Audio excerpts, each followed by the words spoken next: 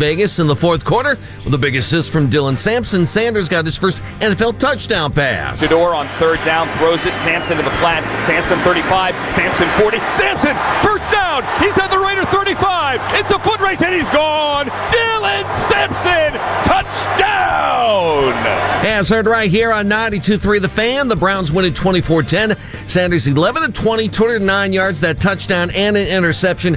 Quinshon Judkins ran for 2 touchdowns. The Browns snap a 13-game road losing streak.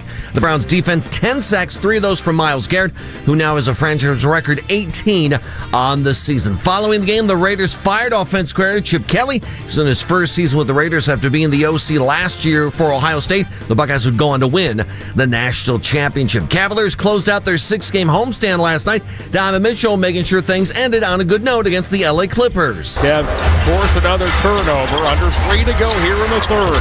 Cavs by 4.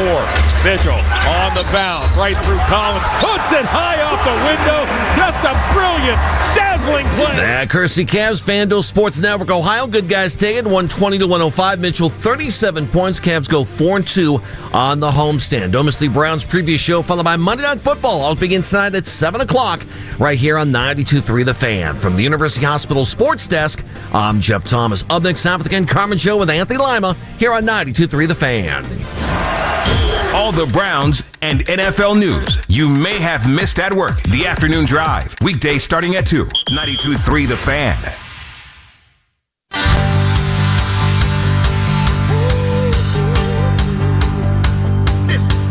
The Ken Carman Show with Anthony Lima. Judkins fakes it to him, running right across the 5. Judkins pushing. He is into the end zone. Quinshon Judkins. Shador has it. Raiders bring the pressure. Shador on the run, throwing a deep ball. Bond has it at the 10. He's down at the 2. There's your deep ball. Quinshon running left, looking for a hole. Quinshon stood up at the goal line. Touchdown! Touchdown, Browns. Quinshon second of the day. It's a play fake to Genty again. Smith called the pocket. Oh, he's destroyed. Devin Bush with the sack. Back at the 39. Smith has the snap. Back to throw. Pressure's on. He is sacked at the 48. In Raiders territory, Mason Graham gets to the quarterback, and it's a turnover on down. Shador on third down, throws it. Sampson to the flat. Sampson 35. Sampson 40. Sampson, first down. He's at the Raider 35. It's a foot race, and he's gone. Dylan Sampson, touchdown. Smith is back to throw. Miles got him again. Ball's out. Ball's out. Browns football. Strip sack. Miles Garrett, the 10th Browns sack of the day. And there is your Vegas goodbye. This is Cleveland Sports Radio, 92.3 The Fan. Audio courtesy of the UH Browns Radio Network. Hi, Tone. Good morning. Kenny! Mike's not on. Kenny! Super Bowl! Super Browns! Yeah! Audio courtesy of the UH Browns Radio Network. It is time to get festive in downtown Cleveland, baby! He did it! He did it! They did it! Yes! Yes! And you were worried. Yes! You were worried. Hell yeah, I was worried. Come on. Hell yeah! Why wouldn't I be worried? 3 days of practice. Barely any reps beforehand. Oh, God, did we talk about the reps beforehand? Are reps overrated in the NFL? I got to tell you, I was so excited. And I know the people go, it's the Raiders. Yeah, guys, I know it's the Raiders. All right, why don't you relax for a second, okay? I was so excited that I hope I can't blow my voice out here. I hope I don't blow my voice out here, so I can't do it that much. I was so excited that where the hell's my notes? I was excited that after he threw the pick, he just kept plugging away.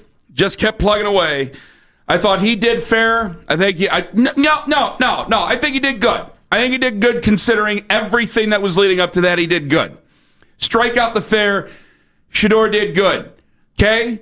Second of all, I want to give him credit to where obviously there's leadership there. There is definitely leadership there that excites a lot of people. I think that if you can work on this and you can harness this, damn it, I don't want to put carts before horses, but he's starting, for me, he's starting against the San Francisco 49ers on Sunday. I'll tell you that right now. Anywho, there's leadership there. There's a way to do it, of how guys just seem to gravitate towards him in certain ways, and they just do. The defense was more excited that he was out there, that there was a possibility to make plays. The guys on offense seemed to be a little bit more excited. I know Jerry Judy was a little bit overly excited at one point. I understand all that, but I came away so happy and relieved.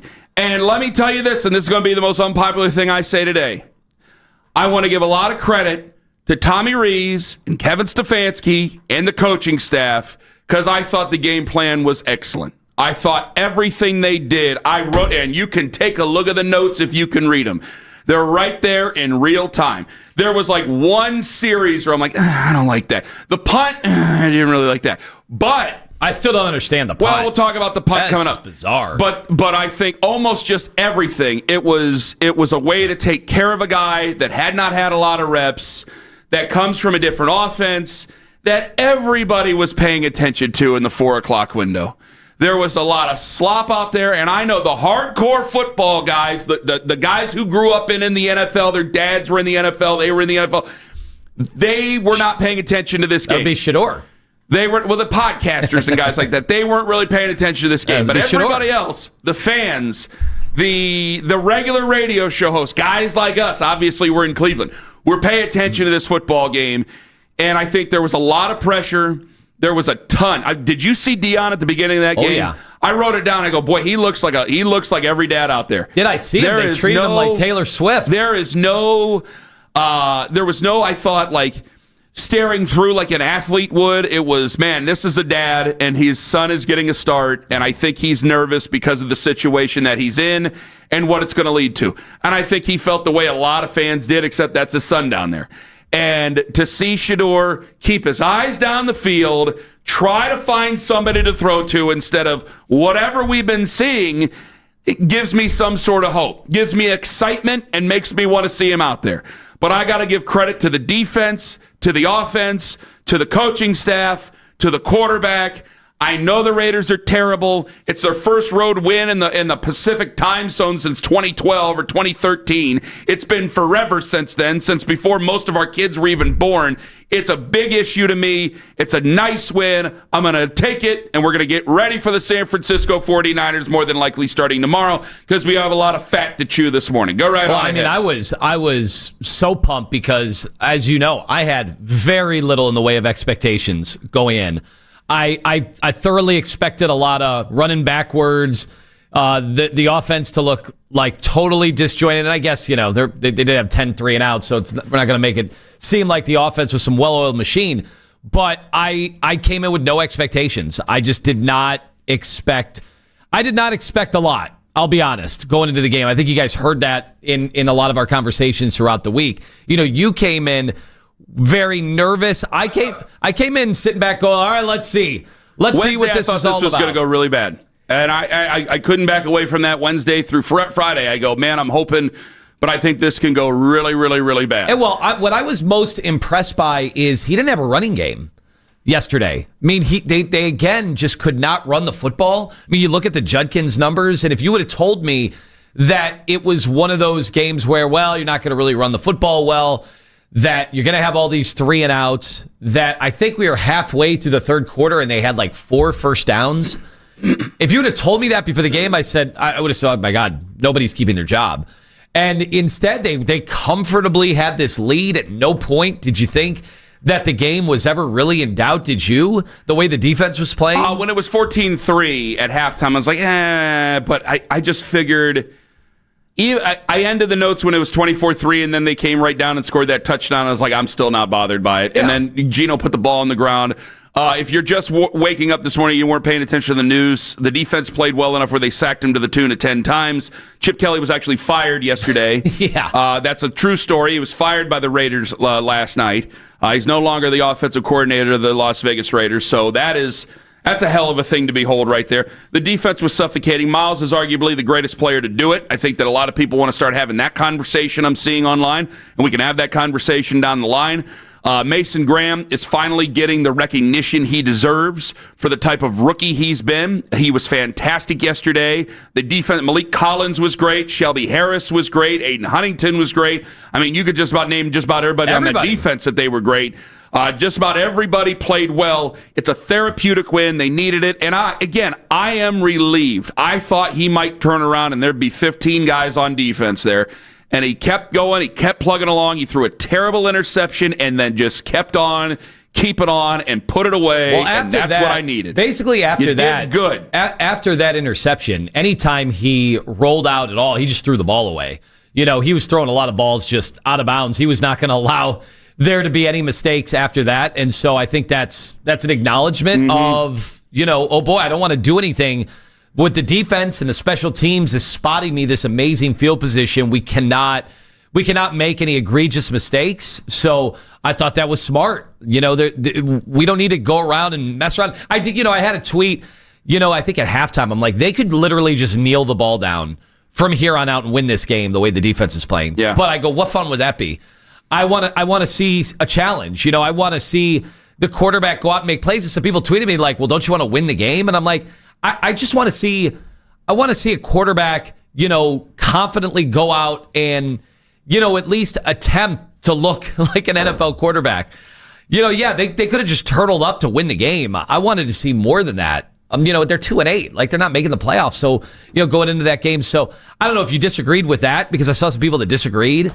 You wanted him to lay it out and keep going? Yeah, I didn't want to see a conservative. And I was fine. I guess they did go conservative where they decided to punt on the 4th and 2 at the 28, which was, I just don't see any rhyme or reason. Did he talk to that at all after the game? That made no sense. I don't know why they didn't try to kick the field goal there, or go for it. I thought it was it's 4th and 2. I thought it was way further away than what I thought, and then I wrote it down. I go, well, that doesn't make any damn sense whatsoever. Yeah, and you're because you're inside. Especially you're.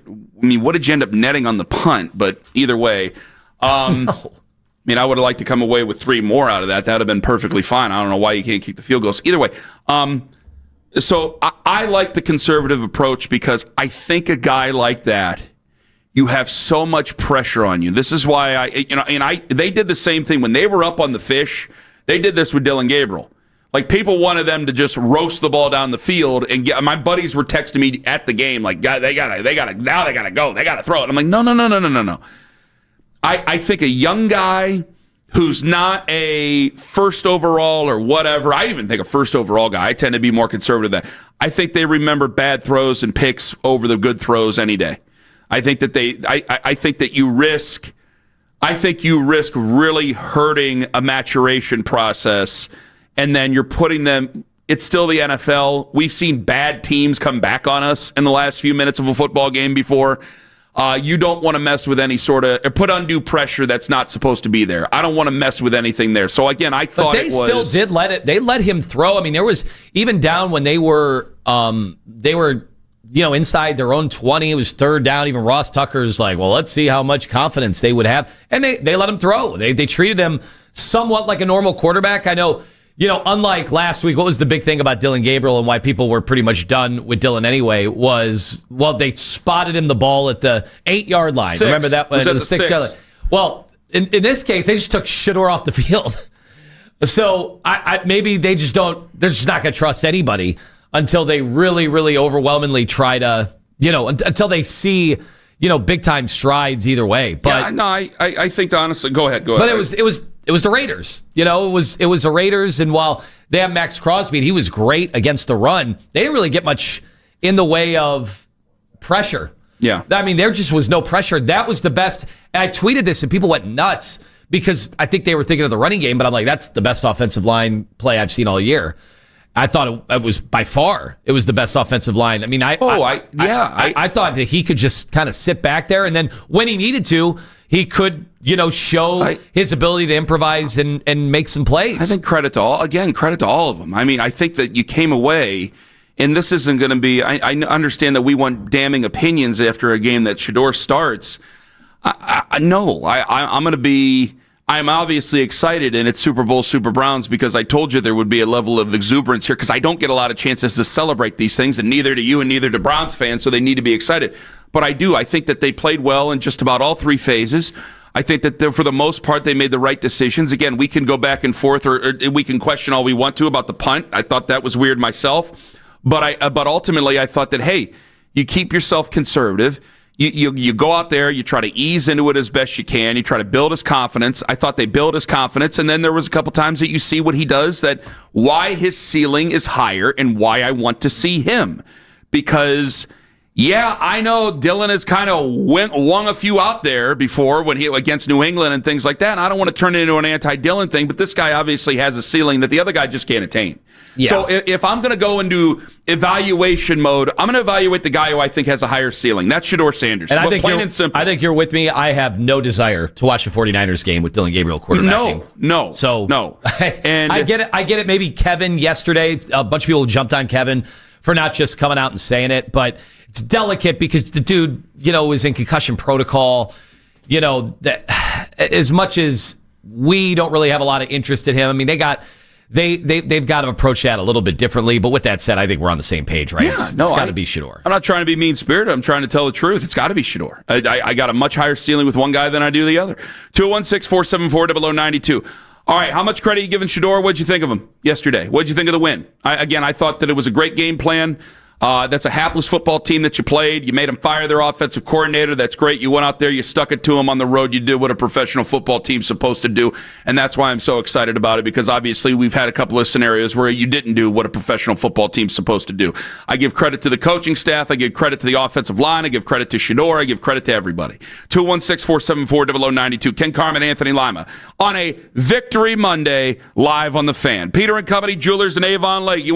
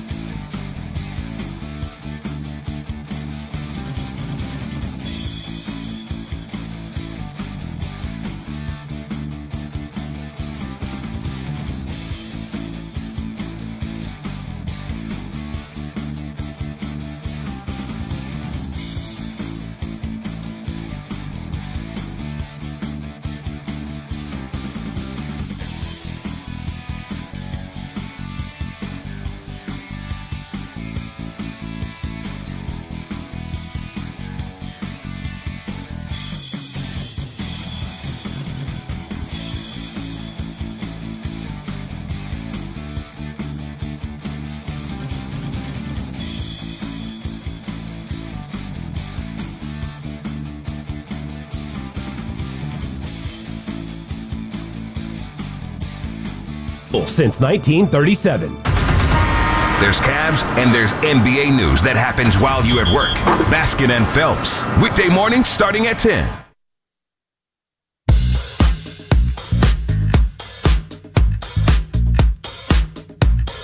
Well, I think you saw a lot of what Shador does well on the field today. I thought to make that play off schedule when we were outmanned in protection, get the ball down the field. So there's a lot that he's doing well, and there's a lot that he's working on, which is what I appreciate about young guys that want to get better.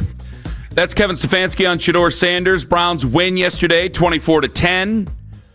Shador looked pretty damn good. A couple other guys obviously looked pretty damn good. Thought it was a great team win. Daryl Ryder is going to join us at 8:20 this morning. Who should start at QB next week? Who will start at QB next week? Also, make sure you're watching us on YouTube Live when you get yourself to work. A lot of people watching this morning. Obviously, Shador wins his first NFL start. His father was excited. Browns fans were excited. I think we all were excited. It's a great time. Well, Raiders fans weren't excited, but everything else, I was excited. Yeah, well, it depends. If you're a Raiders fan and got all decked out, but the Raider fans that don't go to the games that know what they're doing, right? I mean, that is a tank job. To not replace the quarterback at any point, you're not really focused on winning, right? Yeah, but you have Ashton Jenney there, you have Brock Bowers there, and you're not getting the. I mean, they fired Chip Kelly for a reason. When Geno Smith is taking sacks on fourth down, it's the third Raiders game I've seen this year, and he is getting annihilated in every one of those. And they would, the other games, they'd show Kenny Pickett on the sidelines like, with his helmet on and ready. I think he's staying out. I think they have no faith in Kenny Pickett at all. I mean, they were talking about Aiden O'Connell when he first got activated, that he might be the backup. But you have to replace a quarterback when it's that bad. You have to. Even if you don't think it's all the quarterback's fault, like you can't just keep. Ross Tucker was eviscerating Geno Smith's decision making in that game, and I'm like, well, he's kind of under fire. He is under fire. But he should have been. I mean, it was just a mess from there. I thought at some point I wrote down that I was like, are they going to make a QB change here, QB switch? I think you just have to keep people interested, your own teammates interested, right? You would think so, but there they were, and they're going to put it on their offensive coordinator. And frankly, I mean, I don't need to care about the Raiders, and neither do you. Can I just say one thing before we set sail with everything else?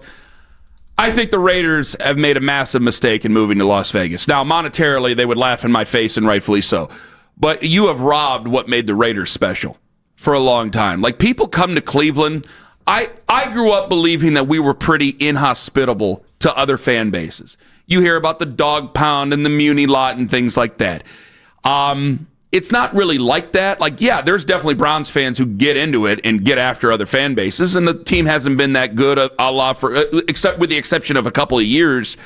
I don't know why I said that. With the exception of a couple of years, they haven't been that good. But you see there's a lot of people who make trips to Cleveland to watch their team play.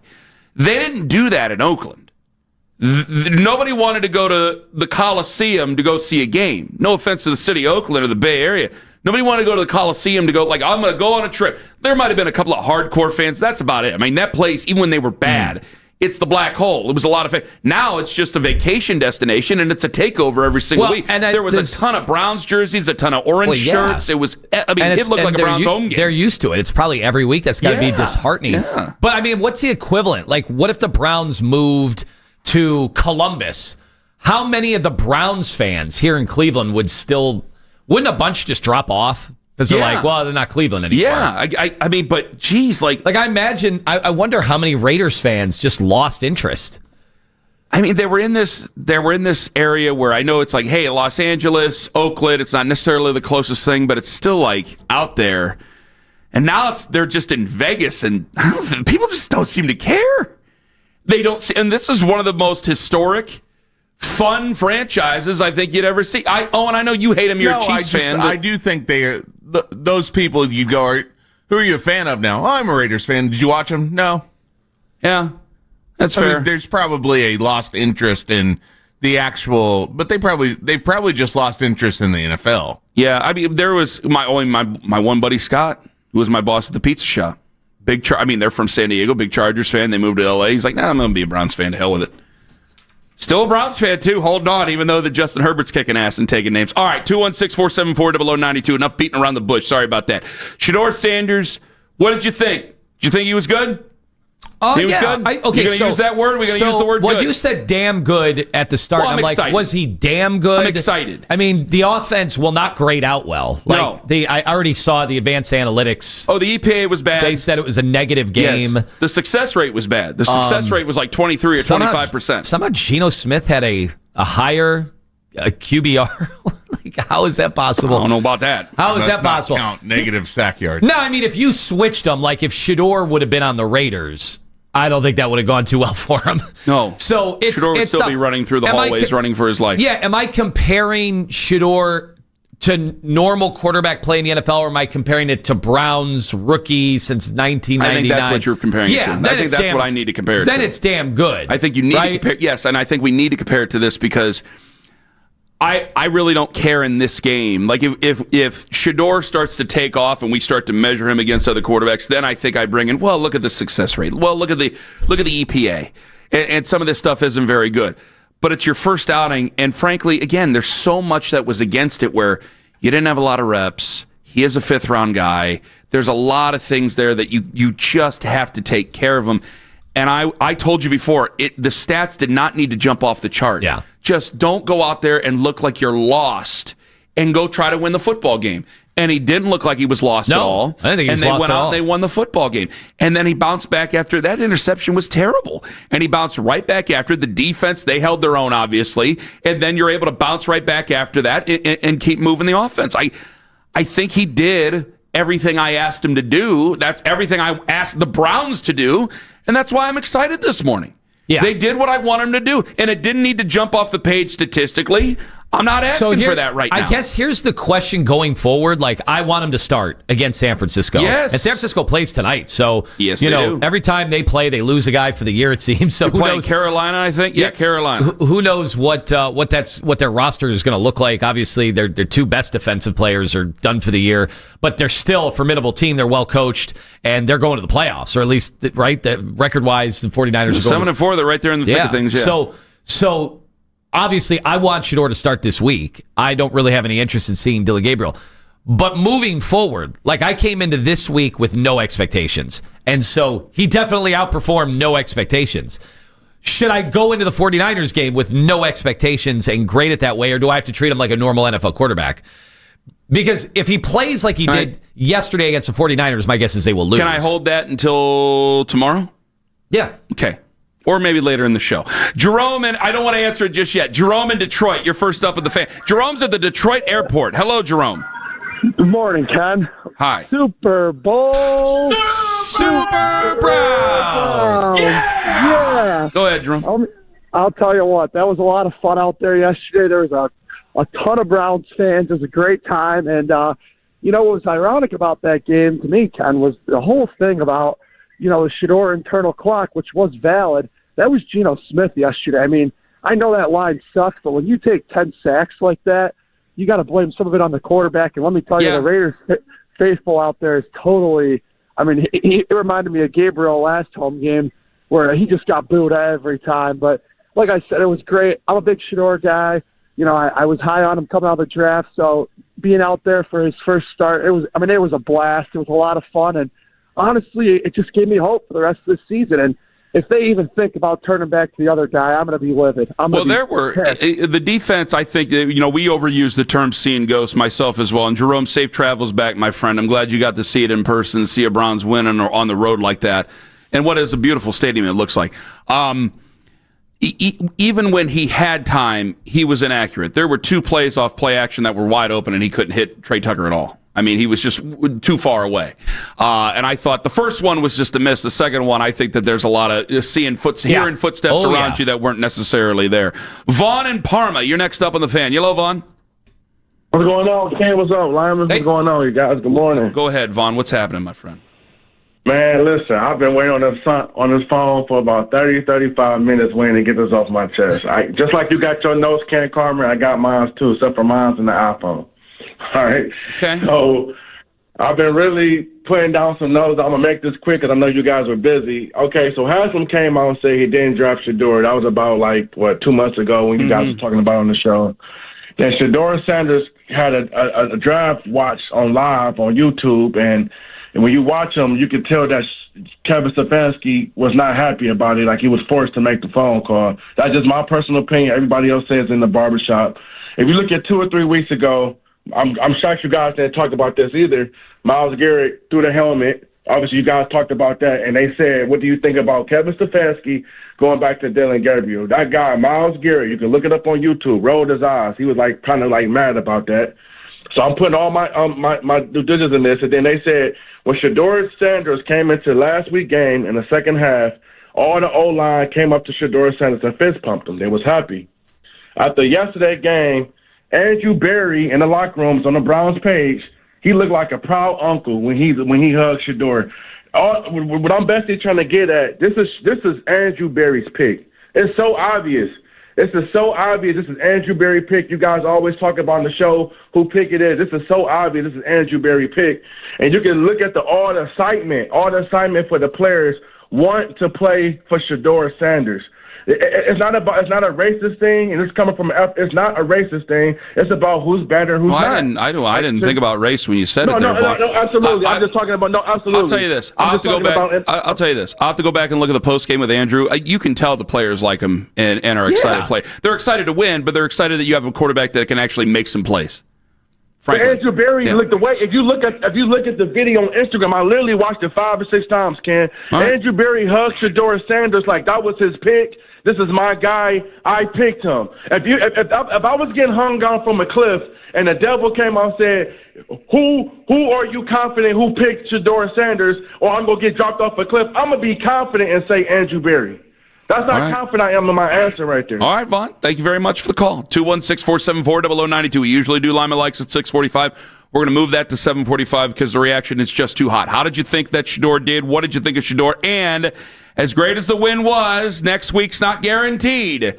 Just ask Kevin, Ken Carman, Anthony Lima. Take us with you to work on the free Odyssey app. Watch us live on YouTube Live for absolutely free. 92.3 The Fan.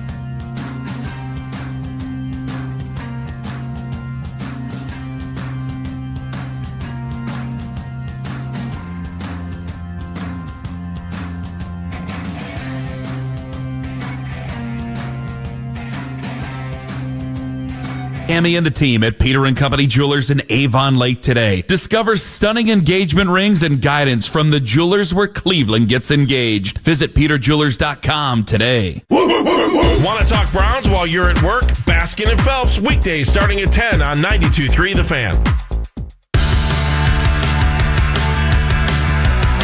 Now, you told me before the game that you were going to show this fan base that you are who they've been looking for. How do you think you did that? I think I showed a couple of great pieces. It's some things I wish, I could get back. But, man, a win is crazy.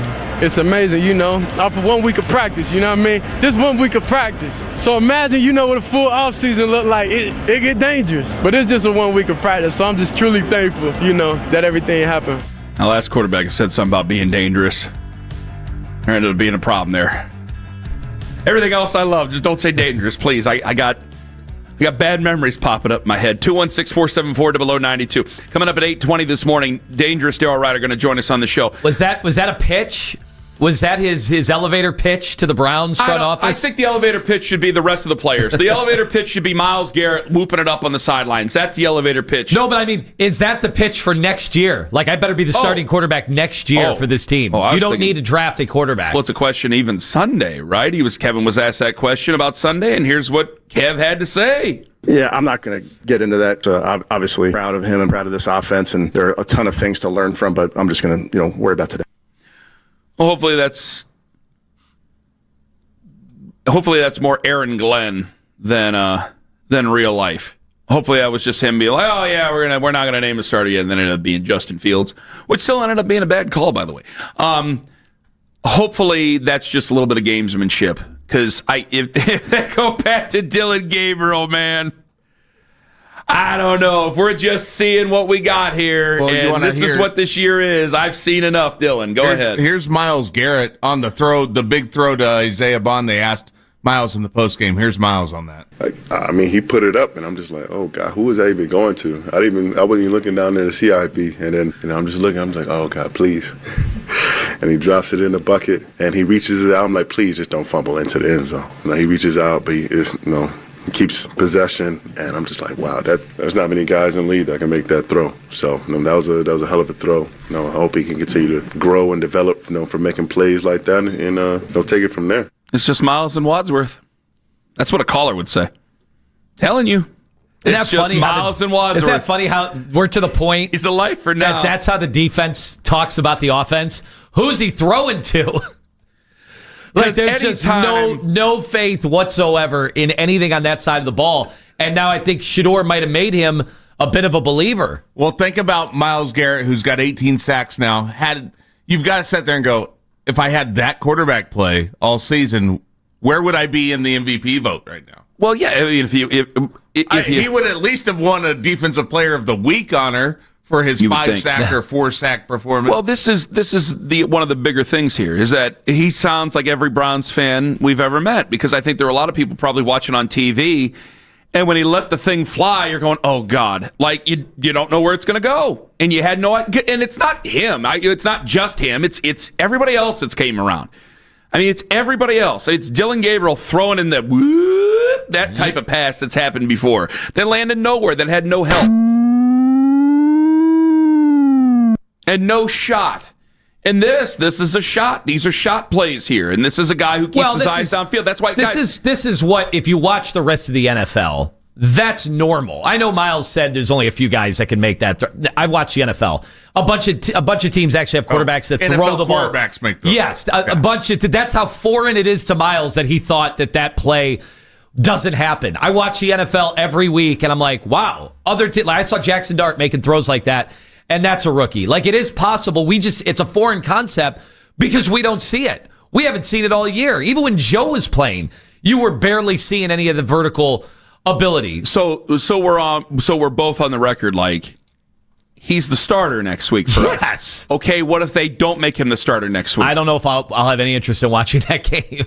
It's holiday time for me, man. Like, it's ridiculous. If he's not the starter. My first reaction would be, because I've been the one saying they're not sabotaging him, they don't hate him, the staff doesn't hate him, Kevin doesn't hate him, anything like that. That'd be the first time It'd be the first time I'd have to sit there and kind of stare at the phone and go, I've been above conspiracy for a long time, it seems, but then I'm going to go, what? Because... Or would that just be them thinking this was a fluke? Yeah. This was a total fluke yesterday. Guys, it might have been. It might have been. San Francisco's a good team. They're 7-4. Okay? Now, they've lost guys all over the place, but they're still a good team. It might be a fluke. I'm not above it being a fluke, but I don't care. I want somebody, if we're just going to see if they're 3-8, we ain't going anywhere. So if we're just going to see what it is, I'll take a 30,000-foot approach myself, and I'm going to go, your teammates around him are excited. The fan base is excited. It might not have been, and guys, there's a lot of shot plays in there. There isn't a lot of 8-yard slant, 6-yard slant, first down, handoff, first down. There's not a lot of driving in that game that's gone on. I'm fine with that. It was a week of practice. It was 3 days. It was 3 days. I am fine with that, and I want to see more. And if he goes out there and he looks hapless against the 49ers and we come in here next Monday, it's like, okay, it's the way it goes. I want to see more. It sounds so mean to Dylan Gabriel, and he's just doing what he can do. Yeah, I don't care. It's not like he's not trying. Lima doesn't care. I kind of care. I don't need to see any more Dylan Gabriel. No. If this is an evaluation year and we're evaluating, now it's time to evaluate. It's time to evaluate a guy who has a ceiling, a higher ceiling than what the other guys have. So I'm going to go and evaluate that guy. And if it turns out he can't run an offense and he turns around against San Francisco or whoever else and he just sees 15 guys there, then fine, we'll talk about that. But based on that performance, now we're going to, oh, no. He needs more time. No. If anything, Dylan can get a little bit of a breather then and have the career backup be the backup. I'd be perfectly fine with that. 216-474-0092. Todd in Akron, hello. Thanks for taking my call. Yes, I'm impressed with what I saw. Yes, I am. But I'm just thinking, if he would have been starting from the start, what would this team be? If he'd have got the rest that he was supposed to get, what would this team be? I'm probably in a lot of the same spots they are right now, Todd. No, it's called a balanced offense. That means they'd have been scoring points. They probably would have been at least 5-4 or 7-3 or something like that if they'd have given him a shot from the start. That's what I need to say. I mean, Todd, you can put your foot down all you want, but I just simply disagree with you. That's all. Well, it would have happened that way, period. It would have happened that way if he'd have started. What would have happened what way? They'd have been a better team. Man, quit taking up the Stefanski, man. I mean, I'm hoping that guy gets fired after the end of the year in the first place. Okay. He set this team back. So, wait a minute. So you didn't like that? So you wanted him to start over the veterans too? I wanted him to start over Dylan Gabriel. So he wasn't. Okay, that's fine. That's not what I'm talking about. But so they started the season with the veteran. Were you fine with the veteran starting, Todd? No, I was fine with. Okay, so now we're getting somewhere because again, so you don't think he would have taken care of Shador Sanders the same way? Again, like we're not out of the woods. It was a good game. I give him credit, but we're not out of the woods on this. My point I'm trying to make to everybody is, if he'd have got the rest that he was supposed to get, where would we be? I want to make. I would hope. You've made it very clear, Todd. You've spoken with an exclamation point with me. What reps when? But what reps you wanted him to get the starter reps in week 1 with the first team, along with Flacco. Not these mental reps. The reps with the first team. No, well, he could have been much better off, Todd. Thank you for the call. If he were the actual backup, which they didn't want to do, he would have got better mental reps with a guy who was a 20-year veteran. That I totally agree with Todd on. I don't think they'd be that much better because, again, you saw your number one wide receiver. Everybody wants to cuss him out right now. And I kind of got I was like, well, I'm just going to sit this one out until the show tomorrow because I'm going, all he's trying to do is make a play. He barely ever gets his hands on the damn ball, and he tried to make a play and ended up biting him in the ass. Didn't feel good about it. I'm sure he doesn't feel good about it. Kind of like, yeah, it was a costly one, but I didn't want to cuss the guy out. But still, that's your number one. That's your number one. Yeah. And again, they were critical of, was it Isaiah Bond or Judy giving up on a route earlier in that game? Well, the very first series when they went 3 and out, and he threw one down the sidelines, the far sidelines. Yeah, I don't know. Where did that? No, this was in the first quarter, 3rd and 16. The incompletion long right for Jerry Judy. Nathan was critical of Judy on that one. Like, you still don't have a lot of great pieces around you, and it's still the first time out. So, guys, if this season was going to be where it is, let's crawl before we walk here. I thought it was a good start for Shador. I can do a lot of revisionist history, and I'm sure a lot of people will. But again, if they just turned him loose yesterday, I think it might have been a bit of a disaster. You can't, if you guys want Kevin Stefanski fired, the record says itself, I can't do a lot of defending there. But I'll just say this real quick. They did a great job to take care of him. They did a great job to keep it balanced. Would it always have been balanced at the very beginning? You don't know.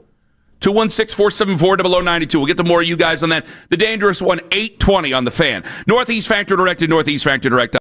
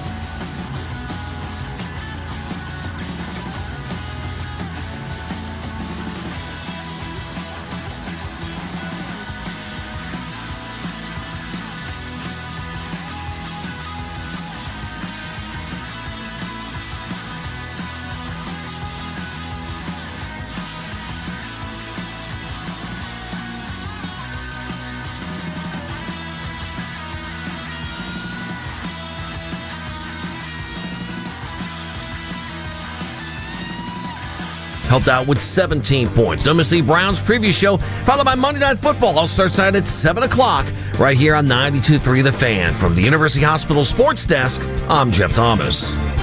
Catch Afternoon Drive with Nick Wilson and Jonathan Peterlin live on YouTube each and every weekday from 2 to 7 p.m.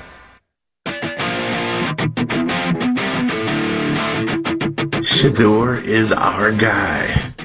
Super Bowl, Super Browns. Yeah. Super Bowl, Super Browns. Yeah. Super Bowl, Super Browns. Yeah. That last one. That's a whole family. They're getting into it. Where's that elementary school? Brookside? Is that the one? Is that it? You're talking about the one that you made the promise to? Is that the one I made the promise to? Yes. Okay. I don't want to start. Get that elementary school on the phone right now. There you go, kids. A year late. Sorry. It was the Raiders game they wanted me to guarantee. I got you what you wanted. I'm just a year late. I'm like any father. I mean, what do you want? What do you want? I got you what you wanted. Just those kids are first graders now, and they're jaded. Nah, don't be like that. You. There are people in the mentions, man. They are. Some of you guys. Can I just say this, guys? I'm going to talk to the people on the internet here. If you're watching us on YouTube, stay on YouTube. Keep watching us on YouTube. Keep listening to us in the car. You guys go to work today? Just breathe the air for a second, okay? Just breathe in the air. Look around you like that's real life. It's okay, guys. It's okay. I thought it was going to go horrific for him. Yeah, yesterday, I did, and everything that's. I mean, did you hear Joel Bitonio? Did you hear? I mean, Jerry Judy holding the pout session on Wednesday. I'm like, man, I'm nervous about this. I think things are going to go very badly. I was wrong. It's okay to be wrong. Nobody cares. Okay, Dennis 69 and Firecrotch 87 who are just mad. Shador Sanders looked pretty good. I'm so mad. I put my entire personality into fighting over Shador Sanders on the internet, and I'm mad that these perfect strangers I've never met on the internet are right. They like Shador Sanders, and they ended up being right, at least in this game. You've lost the focus, man. You've lost the focus. You've lost it. It's more important that they do well and they win. It's much more important. Everybody's happy. I've never been happier to be wrong than I am right now. I'm already worried about next week. We'll talk about next week when we get to next week. But I've never been happier to be wrong. And you guys are already insufferable. Well, okay. Well, I can't help it. You've taken the fandom and just turned it into hating Shador Sanders because he has a big fan base that everybody loves. That everybody loves Shador Sanders in. Guys, I can't help that. Okay, if he stays and he plays well. And he ends up being the quarterback for this team, I guess you're just going to have to get used to it because Shador Sanders is going to make me not be a Browns fan anymore, even if I didn't like the guy. Like, I can't imagine it. How many other players have come in here and sucked up the room and you've stayed committed to staying a Browns fan? So if Shador ends up being good, I'm not a Browns fan anymore. Like, come on. They won. They can't be that bad. The defense is too expensive. They're 3-8. They can't be that bad. You have guys who are arguable Hall of Famers on that football team. Even a guy who, if they would have made the playoffs more, should be a Hall of Famer, and Joel Bitonio. Like, they can't be that bad. Yeah, you can win a game, guys, and he can look good doing it. And by the way, proper perspective. Yeah, I know the QBR is bad, and the interception was bad. And honestly, I didn't see much conducting of an offense. My bar isn't that high. My bar isn't that high. Well, when you kept his eyes down the field. When you say that, you didn't see much conducting of the offense. Well, there was a bunch of 3-and-outs. I thought that they put themselves behind the sticks a little bit too much. I think that they did what they can to try to keep him in front of the sticks. Part of it is they couldn't run the football. And they could not run the football. So exactly. How many times, again, was Judkins... Was he touched behind the line of scrimmage? Too many. And then next thing you know... But when you ask him to throw only 20 times in a football game... Like, you're still trying to get him used to it. Again, like, people are just going to go off the rails on everything, so this is a weird day today. When you're only asking him to throw 20 times, I mean, how many did he throw in the first half? What was he in the first half? I think he was, let me get it out. I knew I wrote it. 7 of 11. He only threw a ball 11 times in the first half. 7 of 11 in the first half. You had the one big bomb, Everything else, a little bit quick, quick outs, tunnel screens, things like that. A lot of things like that. Guys, that's okay. It's his first time out. He had, basically no practice. Like, my bar isn't that high. It really isn't. Can we just relax for a second and get off the internet and understand that our favorite football team won and that he looked good? I'm not setting the draft card on fire for next year. He's got to prove that over the next 6 to 7 games. He's got to be able to prove that to me. And hopefully he gets the chance, because if he doesn't get the chance, I might just have a conniption and die right here in front of everybody. But hopefully he gets that chance. But the people who are, can't believe you guys are leading off the Super Bowl, Super Browns, it's like, you guys got to relax. It's the holiday season now, guys. You guys got to have a smile on your face. But to me, though, Shador he's pro football. This is the Browns. He's a blank slate. Why would anybody come in, fired up to be mad about him at all? Because it's a world now where I think a lot of us, if we don't think the Browns are going to be very good, or we don't think our favorite football teams are going to be very good, we are more focused on our own theory. And when we don't get our way on our theory, we get very upset about that. And guys, I don't like being wrong, except when my teams do well. I will be called wrong all morning, and I don't care about being called wrong all morning. And I said it on Friday, and I had a bunch of people who were just sad bastards all day on Friday night. And I'm going, yeah, I want them to win. I want to have a win. Sue me for wanting to have a win. I can't believe you're going to say it's a playoff atmosphere. This is pathetic. And in the grand scheme of things, a little bit, yeah, it is. That's where we're at right now. I want to have one moment of excitement before the rest of the season just washes over me, because everything else is just absolutely forgettable and some long slog to the end of the season. It's professional sports. Can I not smile for one moment? Can I not smile that Myles Garrett set the single season record in the franchise and for himself? Can I not smile that the defense had 10 sacks? Can I not smile that Mason Graham completely bowled over everybody on the defensive line? Can I not smile that Myles Garrett was playing Mike linebacker 3 times on Sunday? Can I not smile about that? Well, Can I not smile about them being able to actually have a deep threat? I mean, my God. I guess I got to ask, who are you arguing with? It seems to be everybody here. And maybe I'm getting worked into a shoot over the internet myself. Maybe I need to touch a little I just want to make sure this isn't a giant straw man, because it's not. Go ahead and look. Everybody in my life was having fun yesterday. I'm being called pathetic by a certain corner here. Go look at what happened on Friday. Go look. I'll show you during the break. Everybody you know had fun yesterday.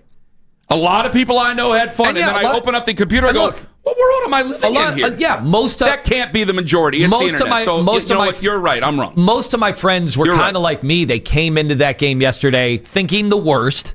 Okay, and then, hey, he actually completed a down the field pass. The Bond play looked like a normal NFL quarterback. Finally, I see all these other teams. Drake May gets to do it. Daniel Jones all year had been doing that. Like, it was nice that it was our turn. It was our turn to actually hit a vertical play. The heavens opened up. It actually happened. Do we think that this means that the Browns found their starting quarterback in the future? No, but hopefully the rest of the year. It ended up being good because the Raiders tried to do what the Ravens did last Sunday, and it ended up being better because that's not Nate Wiggins and that's not Kyle Hamilton back there. That you can't. I mean, Isaiah Bond has a lot of speed and can run past your guys. They're not a good football team.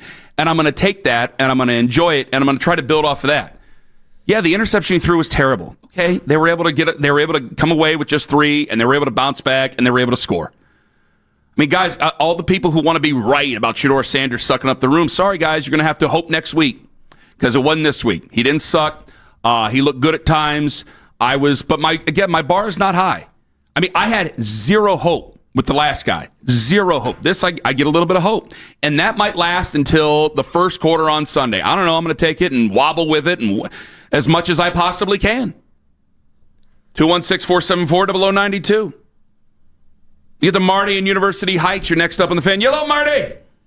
Hello, man. Marty. Marty's away from the phone. Marty. He fell in a well. You okay? Did he drop the phone? All right, Marty, I'm sorry. You're going to have to try again. Mike in East Cleveland. Hello, Mike. What's going on, fellas? How y'all doing? See, Mike was ready to go. Mike, let it ride. Go ahead. Hey, man, I feel like Browns fans versus Shador fans, it's like the meme from The Office. Let's just all lower our weapons. Let's all take a breath.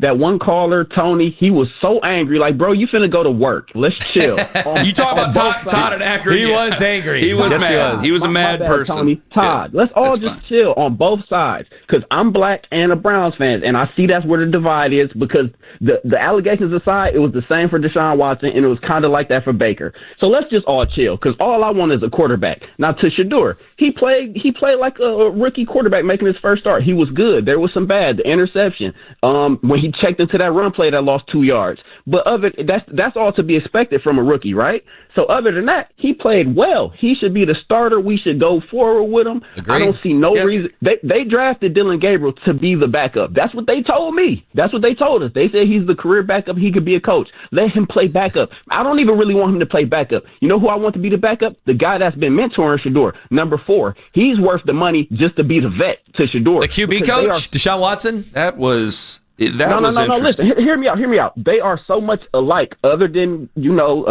stuff. But I mean, they're both young, huh? Other than their proclivities, yes, nothing. Yeah. Stop it, Lima. You're a slippery wizard. They're young, they're hip, they're culturally relevant, and they speak the same language. They play the same. They both are better off script, off of the Kevin Stefanski offense. I think that's a great mentor for him on the field, and we see it starting to percolate. Shador is going to be fine, but really, everybody else, let's just all relax. That's it. All right, Mike, thank you very much for the call. This is a great call. 216-474-0092. I'm going to get to more of you guys. Is Shador the starter from here on out? And even in victory, controversy found the Browns in the postgame. And I'm not talking about a press conference. You got to go looking in the locker room. Ken Carman, Anthony Lima, take us with you to work on the free Odyssey app. XTENDAV.com. Extend Technologies. Well, that's how I was watching the game yesterday. 85 inches. And then at half, got relegated to the other room, but I had that frame TV get relegated on the to the wall. other room? How does that happen? Because Just start in the other kids room. are so miserable when I'm watching the football because they're too young. They don't care. They move on. They have to be entertained, and that just doesn't do it for them. So in the end, thank goodness we had the setups that were furnished by Extend Technologies, or I would have been in a lot of trouble yesterday, Kenny, but it was a beautiful viewing experience.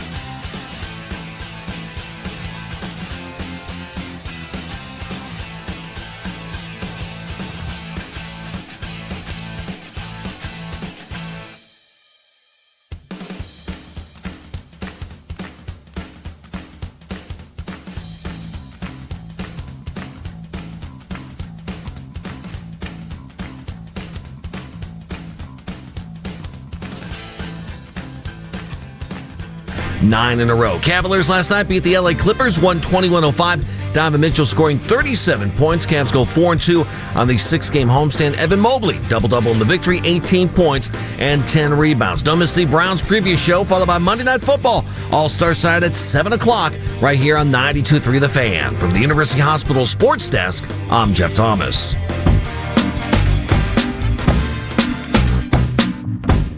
How about that road win? Offense wasn't perfect. How about that big play by Sam at the end? Hell yeah! Huge play. Harold making a big play, and then another rookie making his first start. Nice job, Shador. Well done. I got one ball in my hand. Okay, I got a guy, 3 sacks, which gives him 18 on the season through 11 games, which breaks his own Browns record. Myles Garrett. Come on, man. So I'll see you guys in tomorrow. Hey, I'll see you Wednesday.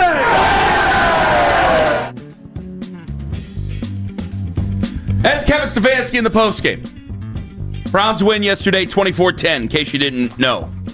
We got Lima Likes at 7:45. It's going to be a fun one. Also, Daryl Ryder going to join us at 8:20 this morning. So, are people mad that Shador didn't get a game ball? I've definitely seen that online. So I kind of asked you last segment, like, where are you getting all this criticism for Shador? From Browns fans. Like, I get if you're not a Browns fan and you're like, oh my God, this Shador thing, whatever. But I am seeing online, I'm seeing various, Shannon Sharp, did he go after? Oh, Shannon was upset. Yes. Shannon was upset. To me, this was more of a cumulative game ball for the games that Miles went hog wild, feasting on quarterbacks, and they didn't win. So you don't get game balls when you don't win. That to me was what that was all about, right? Like I'm thinking of the New England game, Baltimore. Well, yeah, you've seen him hand out like 30 game balls after wins. I got to tell you, I got a little bit of an issue with it, and I'll tell you why after we do hear Shannon Sharp on the Nightcap podcast with him and Chad Ochocinco Johnson. So hold on. A guy making his first start. A guy that you didn't really want to start. A guy that you didn't even want in your organization. Right. And that's all he get. Well, he don't get no game ball? Nah, he don't get no game ball, Unc. That wasn't his pick. That's not what they want. They don't want him to succeed. You know that. And no disrespect. The owner told you yourself. Even the head coach's guy is Dylan Gabriel. We all understand that. Didn't Shador make history tonight? Yes. First Browns quarterback as a rookie to start and win after what? Since what? 17. I mean, you got to think about it, Ocho. They've had 42 starting quarterbacks since 1999. Right. No quarterback making his first start. Yeah. The last 17 have said they didn't get it done. I mean, that ain't worth the game ball, Ocho. Now, usually, I would go, come on. You're looking for too much. You did give Deshaun a game ball. And Deshaun had 22 of 34 for 186, no touchdowns, no interceptions against the Jags. Which I thought was a joke. Which I called it out after the game.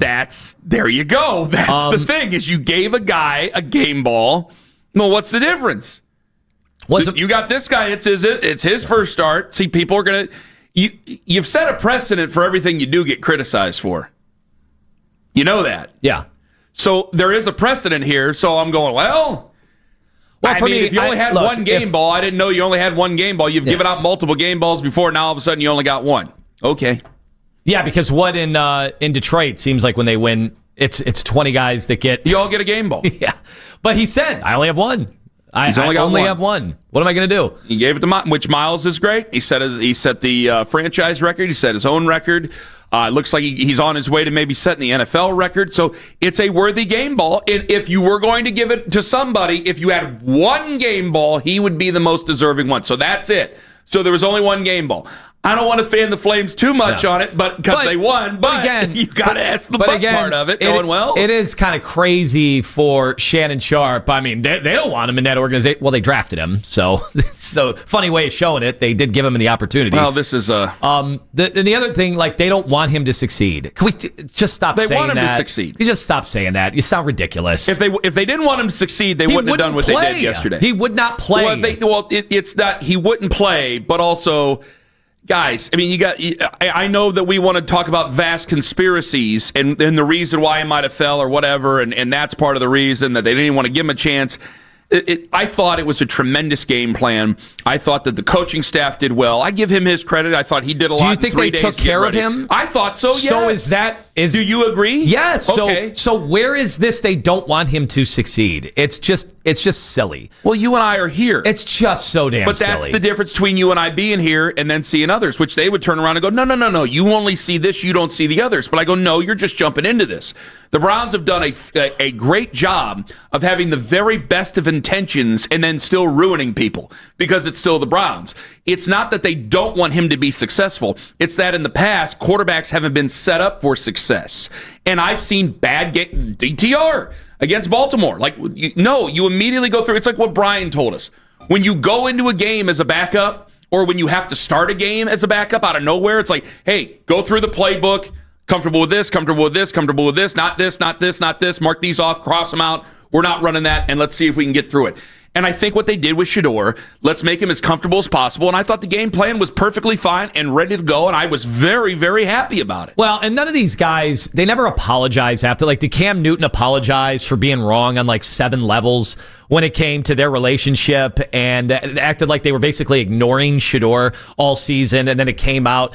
And maybe, by the way, Brown's messaging could have been better, and maybe Shador could have been better in maybe explaining some of the things and detailing some of the things that they were doing, because the fanning of the flames. I mean, come on, we could have explained this a little bit better, but they're not going to apologize after the fact. So to continue this messaging that the Browns are playing him against their will or whatever, come on, this is just. No. They wanted to redshirt him this year. They didn't think that it would be the best for his maturation. And look, let's see if they go out against San Francisco and it looks like the second half against Baltimore, then I think you guys would understand the redshirting stuff this year. Well, if you really only had one game ball to give, if you really only had one, maybe it's because you were on the road and you only had one game ball to give. You gave it to the right guy.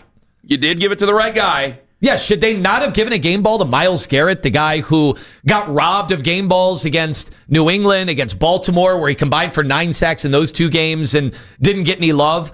This is what. Are you looking Myles Garrett in the face and saying you didn't play well enough to get a game ball? Is that what we're saying? But you've still set a weird precedent because of what I just mentioned in the past, which is still something that follows them. Which, by the way, what do you say about him being on the sidelines and showing Shador what's what? That was the most engaged. On the Microsoft Touch, on the Surface, or whatever they call those things. That was by far the most engaged I have seen Deshaun Watson on a sideline. I was really impressed. I was impressed to see him flipping through the cuts and in the still shots and things like that. I came away really impressed. I got to tell you. Go ahead on. We have Kevin on Watson being around the team. Go ahead. Yeah, I mean, Deshaun's been, with us every step of the way this season. He's done a great job in the meeting room, being that veteran that can impart some of the experiences that he's had throughout his career. America, I think, is really invaluable. So it's good to have him out there. I got to look at this and say, I've been pretty on the record about I'm waiting for the divorce because I think that lets a lot of fans move on and hopefully to something brighter for the Browns. I do think we're in a bad spot with hardcore Browns fans. And I think that a lot of the Browns fans are looking at going, where's the winning, instead of just, hey, look over here. And I think that him no longer being here once it's over, that will help move things along. I'm on record about that. However, if I look at it just with the football, and I could sit there and go, well, there's legalities and contracts and things like that. No, I mean, if he's not has to be there, he does not have to be there. And he looks like he's doing what a good teammate should do. He looks like what he's doing, what a good teammate would do with a young quarterback. And, I mean, he could sit there if he wanted to and say, this guy isn't good enough to do this. I'm much better to do this. I mean, he could have his head in the clouds all he wanted to. He came there. Clearly, Shador trusts him. Clearly, the other guys in the quarterback room trust him. And he stood there, and he didn't have to be seen on the sidelines showing him how to go through some of this stuff. And if it helped him, fantastic. I assume it did. And I thought that was a really good thing. And I'm really impressed by that. I'm really impressed because I thought it would be never seen of, never heard of really again. I don't know what they're going to do here over the next couple of weeks with him. And Mary Kay says he'll be on the roster next year. He may very well be the most expensive bridge quarterback that we've ever seen in the NFL. Yeah, is this his role? Is he going to start maybe thinking about a coaching career? Well, no, but you think about what the game does. You think about what the game does. It does have, there is a level of understanding there that it will incubate you. And so if he stays with the game, yeah, I mean, people can move on. What has ever happened alleged before, people can move on with him. And I think for him, it's important. It's important for him to be seen helping out his teammates, hearing about him helping out his teammates, because, you know, after they do eventually move on, whether it be in this summer or the summer after or whenever, it's important for him to go, where's my next step? Am I going to be picked up by another team? What can I offer another team? And whether it be as a starter, a top-end starter, or whether it be as a backup, these are things that are important. And so, yeah, that was an important thing for him personally, but honestly, as a football team, like, he could have just sat out there and just went, yeah, good luck to you, buddy. I went through it myself. No, he helped him out, and I give him credit for that. 216-474-0092. Kevin in Cleveland, hello. Celebrate good times. Come on. There's a party going on right now at 93 FM. So pick your cell phones up and dial this number, 474-0092. Hey, man, that interception yesterday, I've seen that defensive play before. It happened in 2016 when Cardell Jones was playing quarterback for Ohio State. And they were going to Amari Cooper, Alabama was. And the big defensive back stepped back, took the ball, took it all the way in for a touchdown. So I don't know if you remember that. That was very familiar. Congratulations. Good show this morning. Talk to you guys later. All right. Kevin, thank you very much for the call. How are things over at 92.3? Are they having fun too? Maybe in 2014. I'm sure 93 they're having fun also. No, I gave him credit for doing it. It wasn't even coming in hot, so he got the numbers mixed up. Yeah, let's keep that in mind. It's not even coming in hot, guys. Yeah.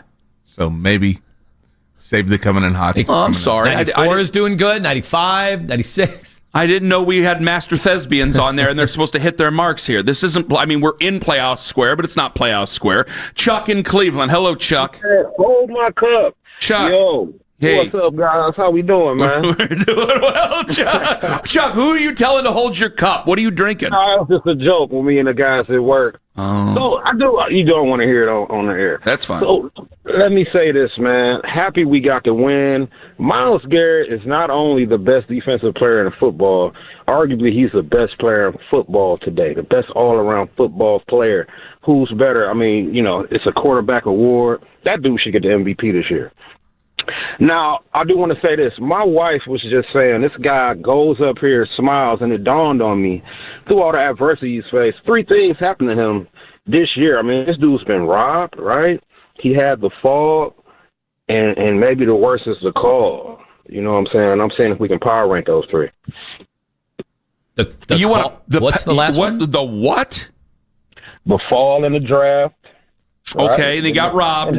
House got robbed. Uh-huh. And then what's the other one? And then he got the call. The call is terrible. On draft day, you know, the prank call. Oh, that's right. I totally forgot. Now let's power rank. What about the speeding tickets? Number one, Chuck. Chuck. It has to be getting robbed. Number one's getting robbed. With a bullet. Did they find those guys? No, I don't know if they use bullets. No. Usually I say number one with a bullet, but no. All right, number one's getting robbed. Number 2, the fall. Because the fall's real. Number 3, we hear about goofballs all the time, pranking people. Yeah. That's why. Did you notice the Browns FaceTime now? Oh. They FaceTime. Yeah, it makes sense, So they right? make sure Got it's technology. like, you know who this is, which eventually I'm sure AI will mess that up, and they're going to...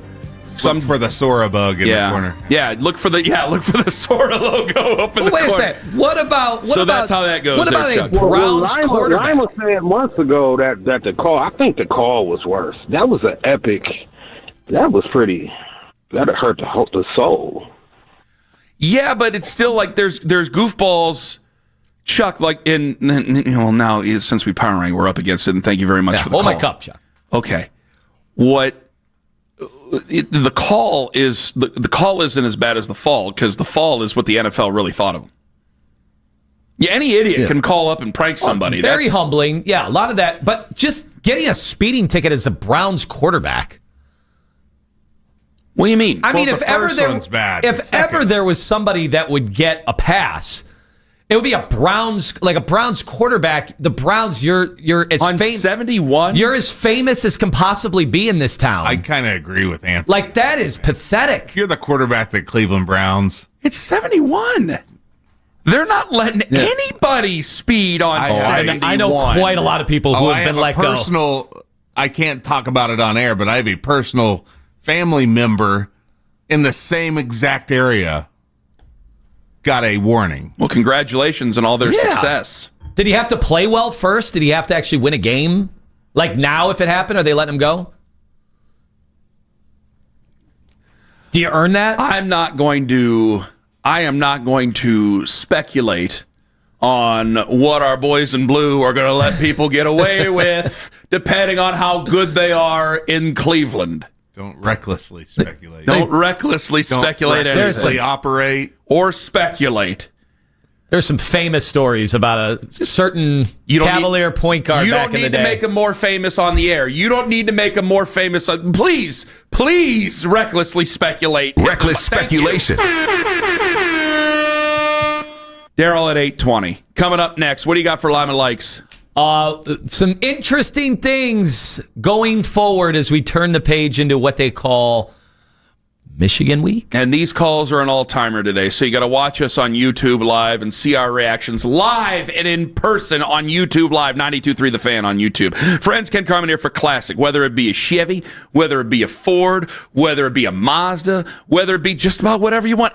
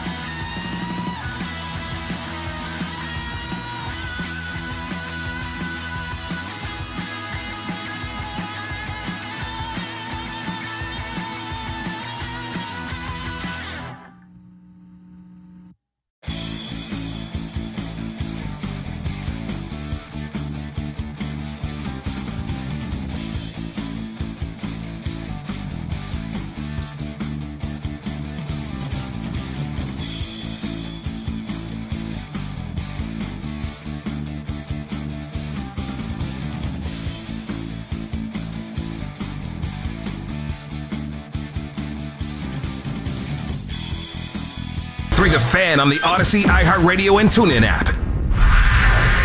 Does Lima like or does Lima no like? Like? Tell me likey. I'm liking it. I like it a lot. No like. He doesn't like you. I don't like you either. You're tacky and I hate you. Like or no like. Like or no like. But I definitely knew what I liked, and I definitely knew what I didn't like.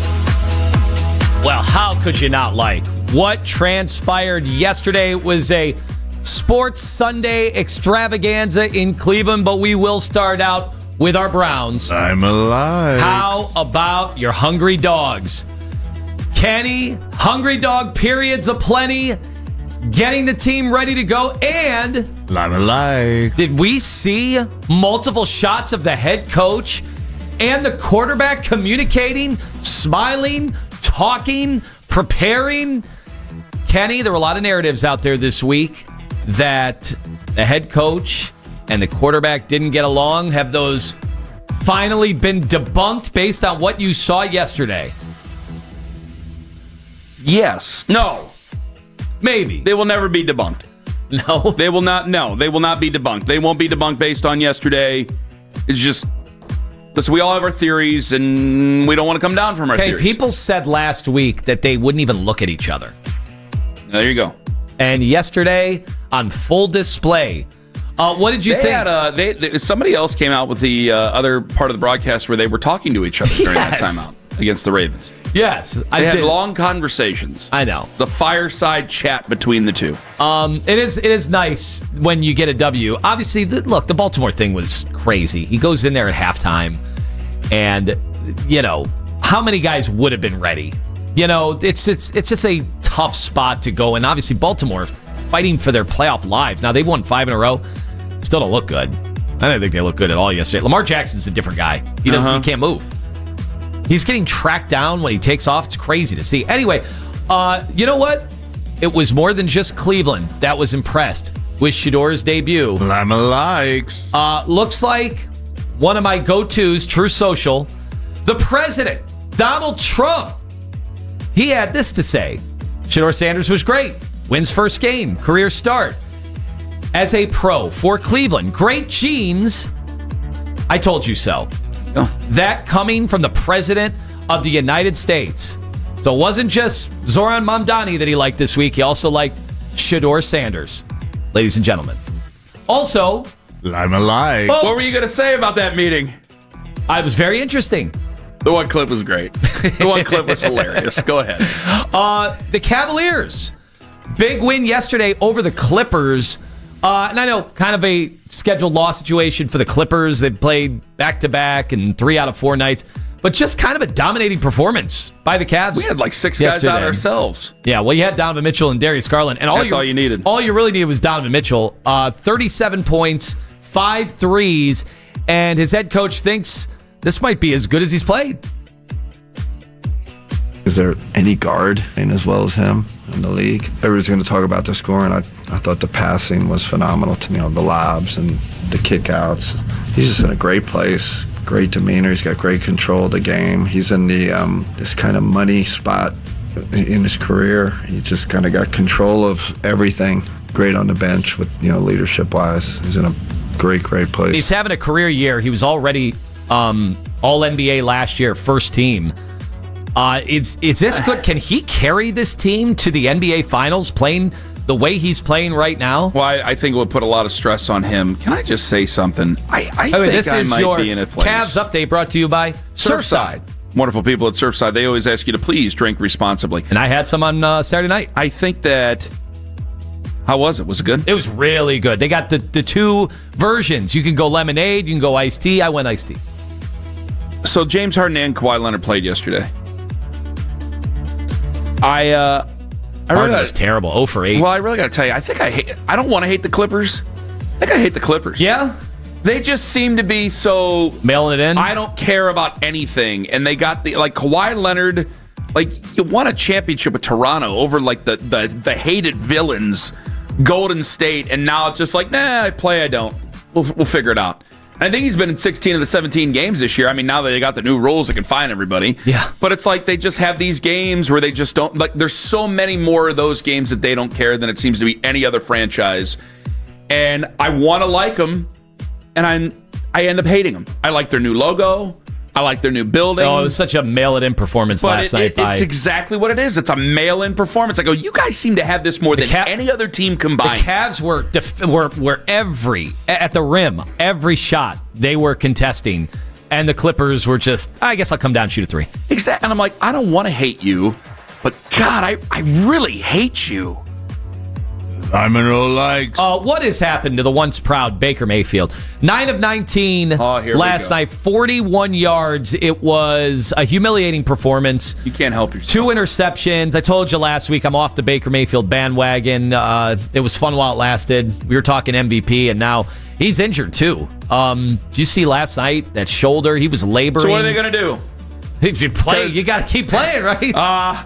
We've been through this before. Teddy Bridgewater is the backup, and he was 8 of 15 yesterday, 62 yards. They got walloped, 34 they got beat to 7. down. They got beat down. They're a team, like, guys, okay, so I get mad at you. I say, why do you do this? Because it invites the crazies in. But Baker's a good quarterback. Let me put it there. Is he the type of guy that can throw a team on his back and just will them to victory? No. Mahomes did that. You see Colts game yesterday? Like, you can do that. He did. But he ain't him. He ain't never going to be him. But when you got your weapons, he's definitely a guy who can put it on you. Folks, but now he's not healthy, and we've seen him when he's not healthy. He needs his entire body to throw. This is going to be tough. He's going to want to play. We've been through this. He's going to want to play. Shador Sanders, better performance yesterday than Baker Mayfield. Oh, it's true. And it's here. True. Lima Live. It's Michigan week. Champions Post. Buckeyes, 11-0, number 1 team in the country, 42-9 drubbing of Rutgers without their 2 wide receivers. But, Ryan Day, are we going to have our top 2 wide receivers this weekend? Yeah, I mean, the only thing I'll say really is that, they are day-to-day, and, the staff and those guys are working really hard, to get ready to play next week. Can you beat the Michigan Wolverines without them? They are 10.5-point favorites. I think so, but I thought they beat them last year with Jeremiah Smith, and they didn't. The spread much bigger last year? Yes, it was. Yes, it was. It was much bigger. That's it for Lima Lakes. Outstanding as always. We'll have more on the Michigan game coming up here over Tuesday and Wednesday before we get everything going for Thanksgiving. Maybe they were right all along. We're giving a couple people credit. Maybe we should give the head coach some credit. Or maybe you can tell us to cram it with walnuts. It's coming up in 5 on The Fan. Anthony Lyon.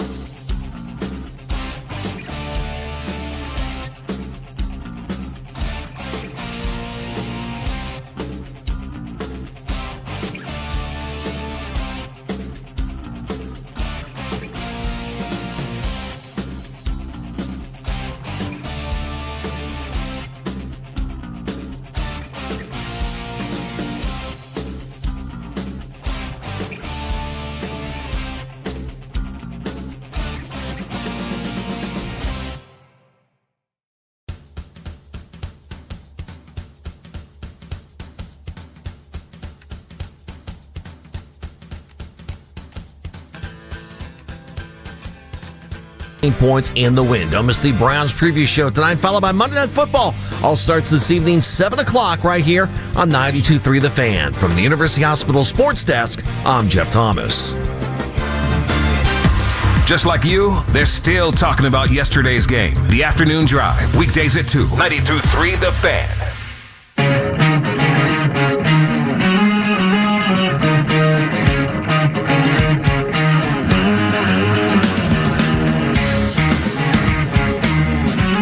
Daryl Ryder, 820.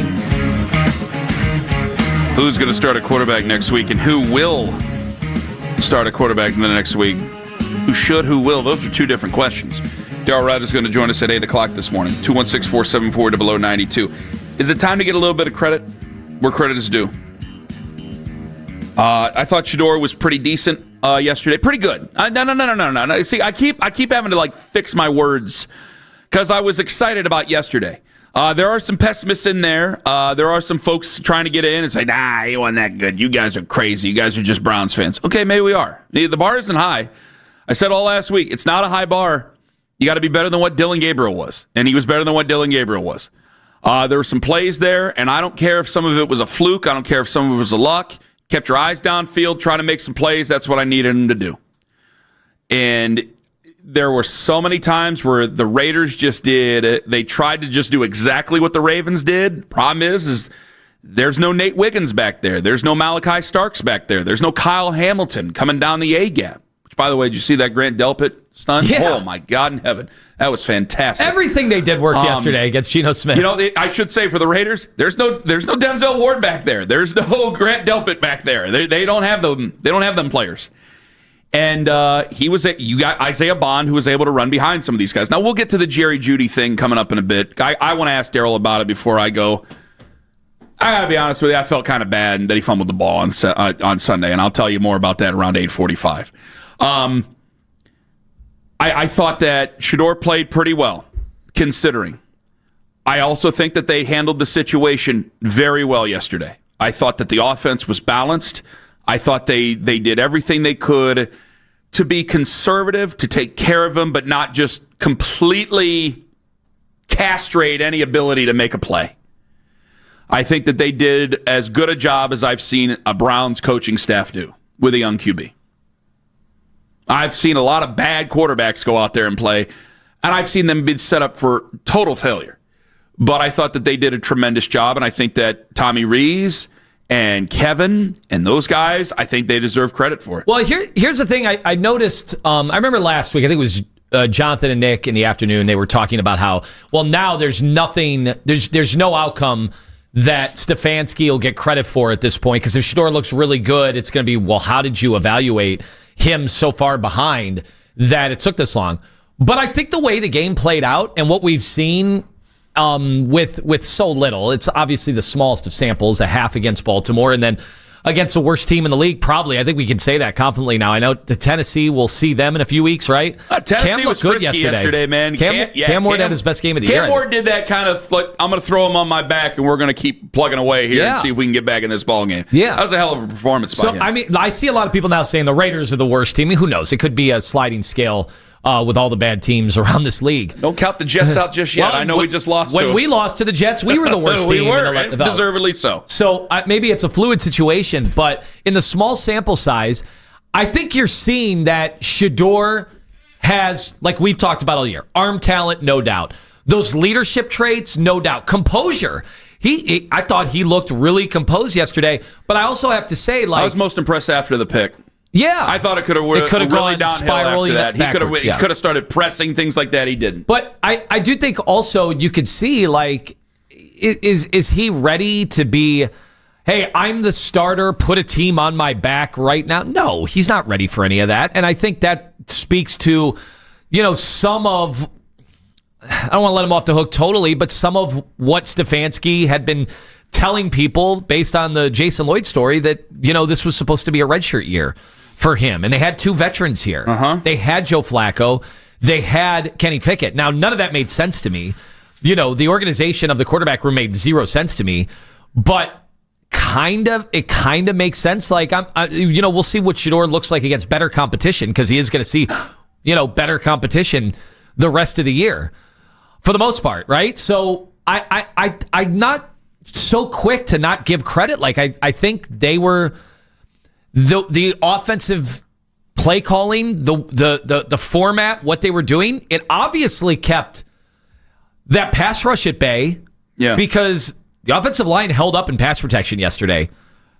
And I think that was the best pass protection they've kind of had all year. So you have to give the coaching staff some credit. Yeah. Regardless of who they were going up against. I mean, Max Crosby's still there. So right? do you think that this maybe means that they were right about the QB situation all along? Have they handled this QB situation well then? Well, yeah, and it's like, what is it good enough to go on one game? What part of it? Like, I'll never understand the bringing in the drafting both him and Gabriel, and I'll never understand having both Pickett and Flacco and the way that they organized that part of it. That made no sense. I won't give them a pass for that at all. Okay, so we're in agreement there. But I will give them credit. Like, I think they have a quarterback who is going to be learning on the fly here, and they didn't want to throw him right in to the blender, earlier than they had to. Well, we had a call earlier from a guy named Todd in Akron. He was upset that they didn't put Shador in earlier in the season. I think that what we're seeing here is that this could have been so much more straight. I disagree with a lot of what Todd said. What I agree with, though, is that this could have been streamlined so much easier. Had they not, even if you said, we're just going to have Kenny or we're just going to have Joe, you could try to do flyers on both quarterbacks. I think that they really believed that he wasn't going to be available later on in the draft. They got to the 5th round. They said, to hell with it. We're just going to draft this guy in the 5th round, and that's where they went. And you had 4 quarterbacks there, and it led to a bit of a mess. And their messaging was bad. I mean, when you're saying open competition for QBs, and you could say, well, you guys know even better. No, it doesn't matter. You still need to spell it out for everybody, or they're going to hold you to your words. So you said open competition. Hey, you don't have to lie. The Browns said open. What was the point of lying? You didn't need to lie. You could do a lot of different things if you wanted to. But I'm going to tell you this. If it would have been either just Joe or just Kenny, and you would have worked with 3 as usual, and some have 4. Some guys have a guy who can throw to get other wide receivers in. But that's not a rookie who a lot of people have they clearly have a lot of love for the guy. So you already set yourself up for failure because of your messaging. However, in this moment, it kind of makes me look back on it, not like they've handled this well all along. No. But the way that they did work with Shador yesterday, I'm going, man, like, it didn't have to be this way previous. It didn't have to be this way. He could be further along in the process if they would have had 3 guys, or they would have not had Kenny or not had Joe, or they would have not had Dylan Gabriel. They clearly like Dylan Gabriel. I don't know what the hell they're looking. But either way, had they not had them, like, you could still have 2 rookies and a veteran, and they could have both been looking at him and then seeing what they could do as far as mental reps, and then eventually have taken over. You could have been so much more further along in the process. I don't know what your record would be. You may still very well be 3-8. You may still, Joe was not seeing it when he was here. The wide receiver weapons are not great. It's true. The offensive line struggled at the beginning of the year. But heavily. So you still may very well be 3-8, but I see that yesterday and I go, well, maybe we could have been a little bit further along. Maybe he could have known a little bit more everything before just yesterday. But I thought they handled yesterday very, very well. I thought he handled it yesterday, Shador, and I thought the coaching staff did a marvelous job with it. Yeah, and despite the fact they couldn't run the ball. So that, to me, might have been what was most impressive. And they stayed balanced. They let their defense go out there and dominate, and they did. And they did what they needed to do to not make a mockery of offense, to not let Shador get nervous and get in his own head. And I thought they did a nice job of battling back from all the little things that could really be a killer for this offense. The interception, Jerry Jeudy's fumble after a big play. Like, these are things that have affected this team before. And so you have to have some excitement there. Like, if you think about this, if Dylan Gabriel gets rid of that ball and finds Jerry Jeudy, and Jerry Jeudy had that same fumble, how are you feeling?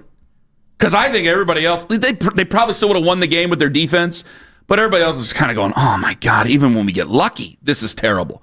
No, I came away feeling some confidence with him. And look, of all the situations, like, compare the situations that he was thrust into. The second half against Baltimore, all right, that's not a winning formula for almost anybody. I know we have had occasions, we'll never forget Baker Mayfield coming in that very first time. But, for the most part, most quarterbacks are going to fail in that spot against a desperate team like Baltimore. Mm-hmm. But then think about how different it was yesterday. Totally opposite. I mean, you're after that original 3 and out, then your special teams get you all the way down to the 6-yard line. So you're spotted points there when Judkins comes in the Wildcat and scores a touchdown. So you're playing with a lead. Well, now Myles Garrett and this defensive line gets to go against an overmatched offensive front. Yes. And they just feasted. So they played with a lead. They were teeing off the entire game. So that's a beautiful scenario for Shador. What is it going to look like when it's not so beautiful, when it's more of a normal situation? We'll find out. That's why I'm excited to see him. Yes, and that's why I want to see him even more. But what they did on Sunday, and I'm sure there's a lot of people who don't want to give them any credit whatsoever and think that everything they're doing is just to spite Shador and they want him to be a failure. What you can do, though, is build on these and go, this is what worked, this is what didn't. These are some of the things that worked, this is what didn't. Now, you also have to look at some of the tendencies. Like, I think today is an opportunity. I know he gave him off until Wednesday. Shador's got to be in the facility and going over some things and getting his treatment and getting in. Yeah, I feel like getting that ready for San Francisco because they're going to see things and they're going to attack some of those tendencies. And that's a better team than what Las Vegas is. I have to say, I want him to be able to get through San Francisco, and then we see what he does against maybe Tennessee. The stuff I heard from insiders all week, I know they got to come up with stories, and Shador in a title is going to get hits. But he had his iPad with him at all times, and he's been taking it serious. It's like, well, he's being a pro. That's what I would expect 100% of quarterbacks, not named Johnny Manziel, to do when they're getting their first start. That to me, you got to be obsessed with it. Those stories, I looked at them and I rolled my eyes. Nothing against Shador, but yes, you're the quarterback. Act like one. That should be expected. And really, if you're Shador, and you should be acting like that all the time. And I'm not saying he wasn't. I'm just saying this was the first time we had heard that. So yeah, you should be there today. There should be no Victory Monday for Shador Sanders. I think most Browns fans would. I don't think there's a Victory Monday for any starting quarterback. In fact, I don't even know if the team at 3-8 should really have a Victory Monday. But yeah, Shador has to be there this week. At least that offense should definitely be there. Did you see the advanced numbers? Browns finished with a league worst 26% success rate yesterday. You do not get a Victory Monday on 26% success rate. Would you like to have that conversation with Daryl coming up next? Okay, we'll ask him that. And I think we know from what Daryl said all throughout the year who he thinks should start on Sunday. Will Shador start on Sunday? We'll ask Daryl about that coming up in 5 on The Fan. Northeast Ohio Fence and Deck. Did you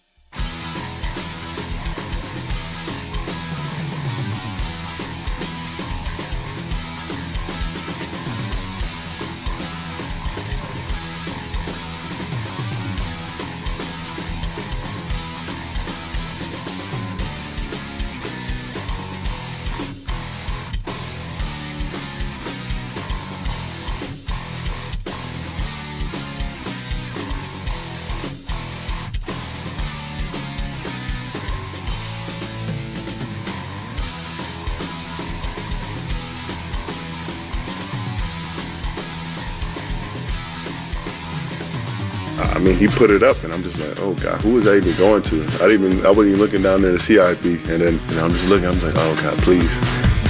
And he drops it in the bucket, and he reaches it out. I'm like, please, just don't fumble into the end zone. He reaches out, but he keeps possession, and I'm just like, wow, there's not many guys in the league that can make that throw. So that was a hell of a throw. I hope he can continue to grow and develop, from making plays like that, and they'll take it from there.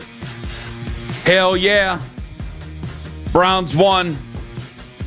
How good does Shador look? Did he look good enough to get another start this Sunday against the San Francisco 49ers? Well, Daryl Ryder joins us right now, brought to you by Shador Jewelers, Cleveland's premier jewelry store. Daryl, should Shador start next Sunday? Will he start next Sunday?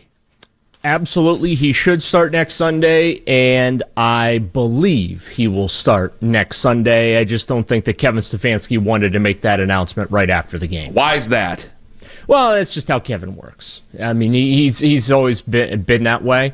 So I think that either today or on Wednesday, Stefanski will announce that Shador will start against the 49ers. I mean, after watching that on Sunday, I don't know how you wouldn't want to start Shador Sanders against the 49ers. Well, what'd you think overall the performance, Daryl? I know I was sharing some stats with Ken. Some of the analytics were really down on the performance. They had the worst success rate of any offense in the NFL yesterday, which is crazy considering we watched the game and watched the Raiders. So, right. What did you think? What did your eyes tell you? Well, my eyes told me that he did a good job dealing with pressure, which is one of the things that I was concerned about going into that game. You didn't see him retreating from the line of scrimmage. You saw him step up in the pocket. He was only sacked once. The 53-yard bomb to Isaiah Bond was something that Dylan Gabriel doesn't make that throw. Sorry. He doesn't. You don't need to apologize. You're telling the truth. And just the reaction on the sideline, the energy too. Now, you're right, Anthony. Statistically, it was nothing all that impressive. They were 3 of 12 on third down. Just over 205 yards, 206 yards net passing yards. But guess what? That's the most net passing yards the Browns have had since week 2 in a game. 11 of 20, the touchdown, a pick, 209 yards passing. Again, the numbers don't blow you away, but if you actually watched what was going on the field, I think there's enough there where you sit there and say, there is something there, and I need to see a little more. Again, it wasn't spectacular, but it was effective, and they won the game. And the 24 points scored, also the second most points scored by this team in a game this season.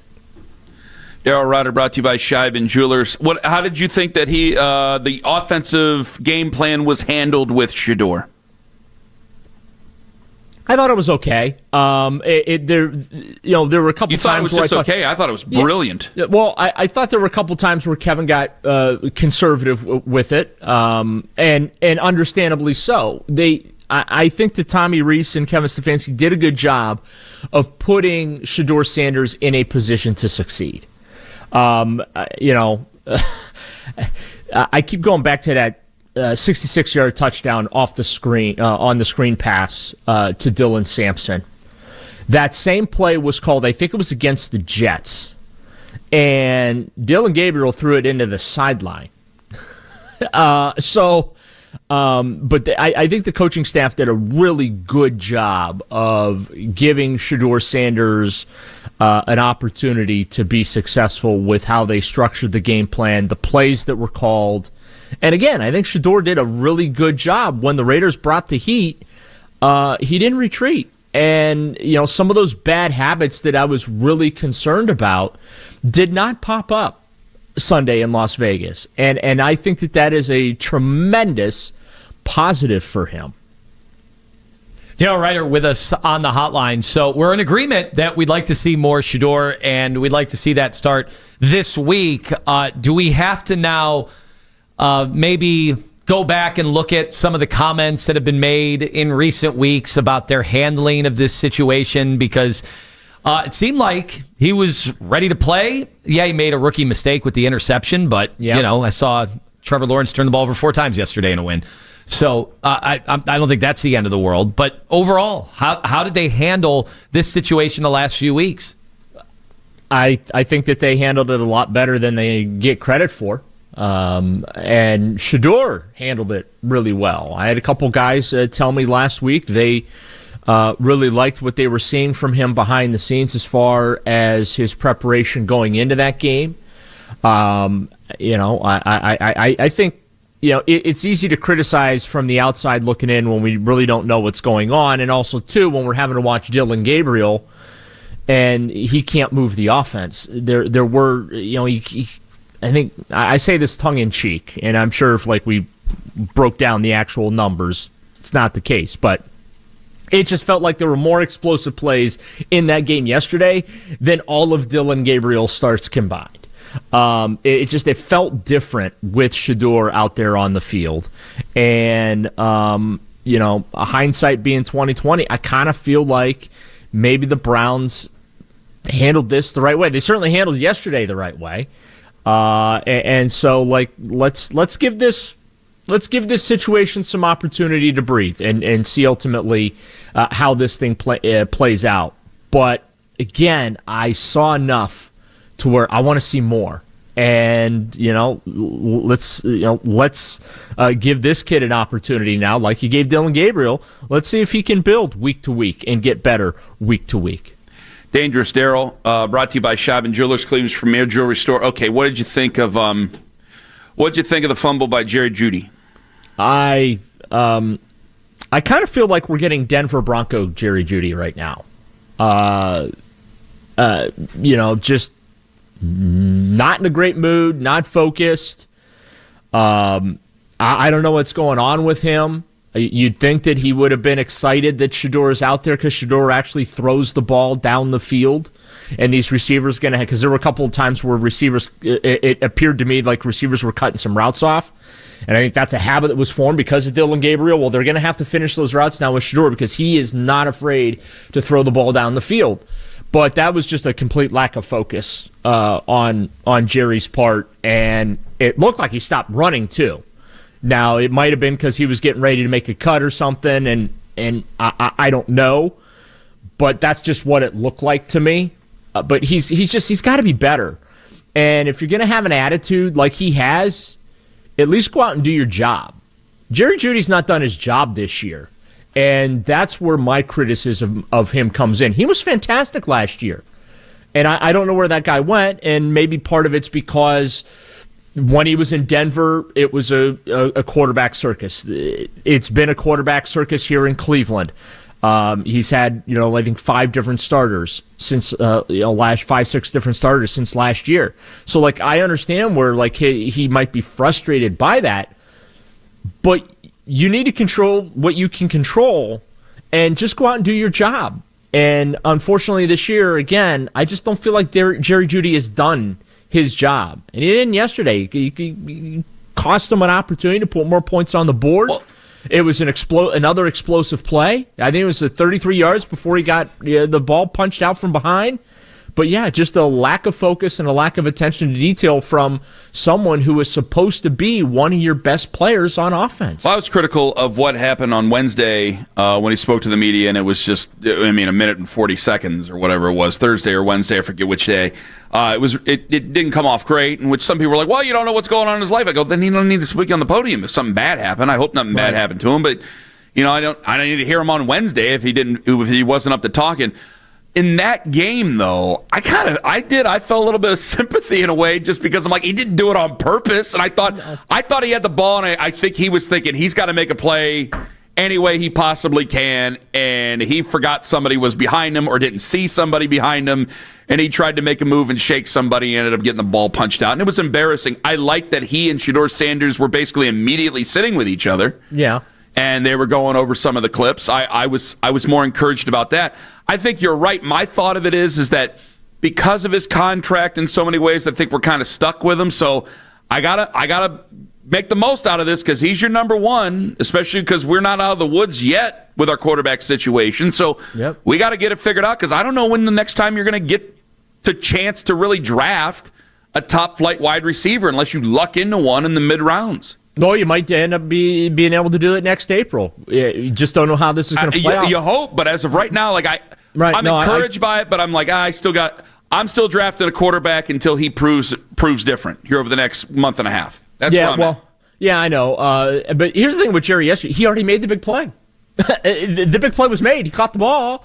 It was going to be a nearly 40-yard gain. That was the big play. He tried to do a little too much there and lost focus. And look, I'm not going to. There were some people that were texting me, and I saw some of the posts on social media were like, Jerry Jeudy just stopped playing on that play. And I don't know that is fair to say something like that. It looked to me like he stopped because he was trying to figure out where he wanted to go if he was going to make a cut. Calling out Nick Padone texting you. That's something. No, I'm not calling anyone out specifically. Getting married. Look what happened. I'm not calling anyone out specifically. I'm just saying, though, and I don't think it's fair to say he just quit on the play, even though that I can understand why some people would think that, and especially considering the attitude lately. But yeah, when you haven't had a lot of opportunity to make plays, sometimes you get in that mindset, like you said, Ken, where it's like, hey, this is my golden opportunity to make an even bigger play, and I got to try and make the most of it. And unfortunately, there was a little bit of a mental lapse. Didn't protect the football. You get it punched out from behind, and again, an opportunity to put points on the scoreboard, goes out the window. Luckily, you were playing the Las Vegas Raiders, who are a terrible football team, and it didn't bite you in the backside. Daryl, last week I said something that angered some of the older Browns fans. There's a surprise. That Myles Garrett had the potential to have the best individual season of any Browns player in the history of the franchise. And that was scoffed at because Jim Brown obviously won a championship. His stats and his record and his Hall of Fame career speak for itself. But he was also playing with like 5 or 6 Hall of Famers. I mean, Myles is doing this, and he's got some good players around him too. But this is another level of football than I have seen. Yeah, absolutely. And I mean, he has an opportunity now to not just break that NFL sack record of 22.5 in a season. He has a chance to just absolutely obliterate that record. He's at 18 now with 6 games to play. He's 4.5 away.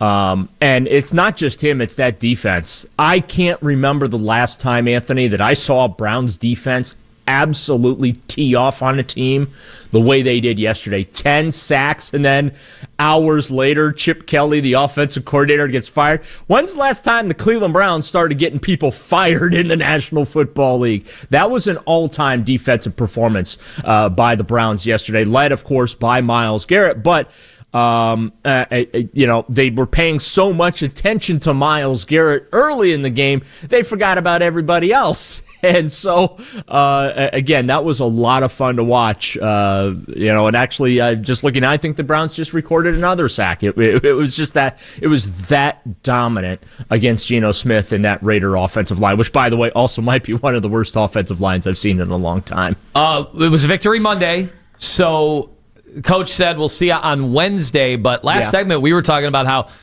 we think Shador will probably be there today, right? Yeah.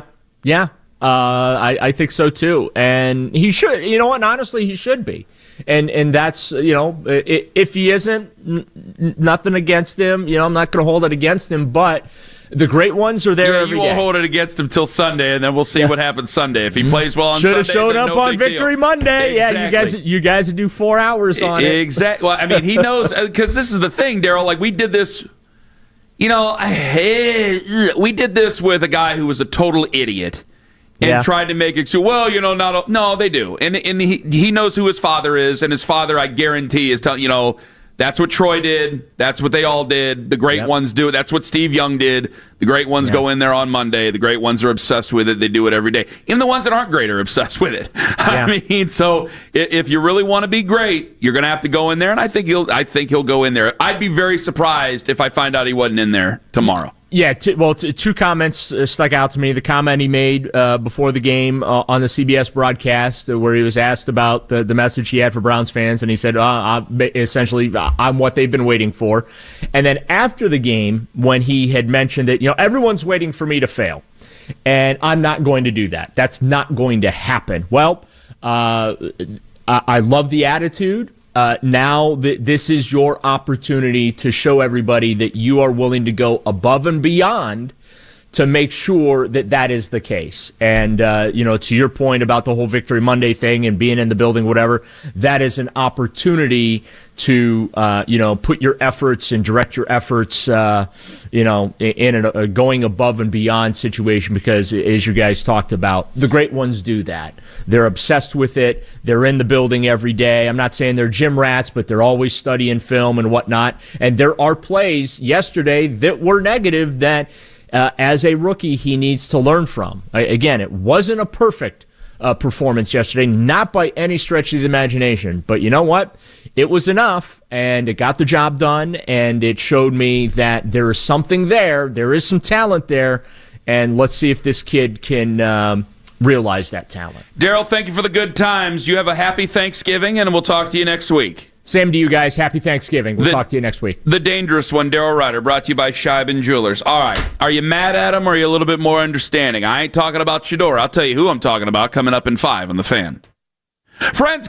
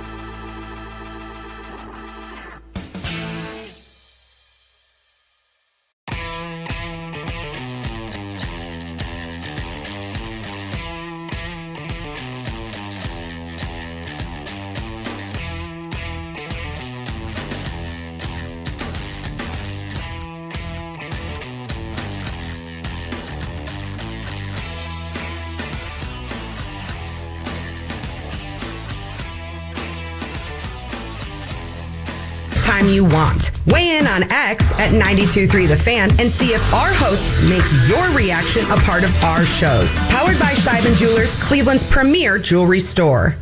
When you want the latest on the Cavs, we're the station you turn to first. 92.3 The Fan is Cleveland's home for breaking sports news. Your teams, your station.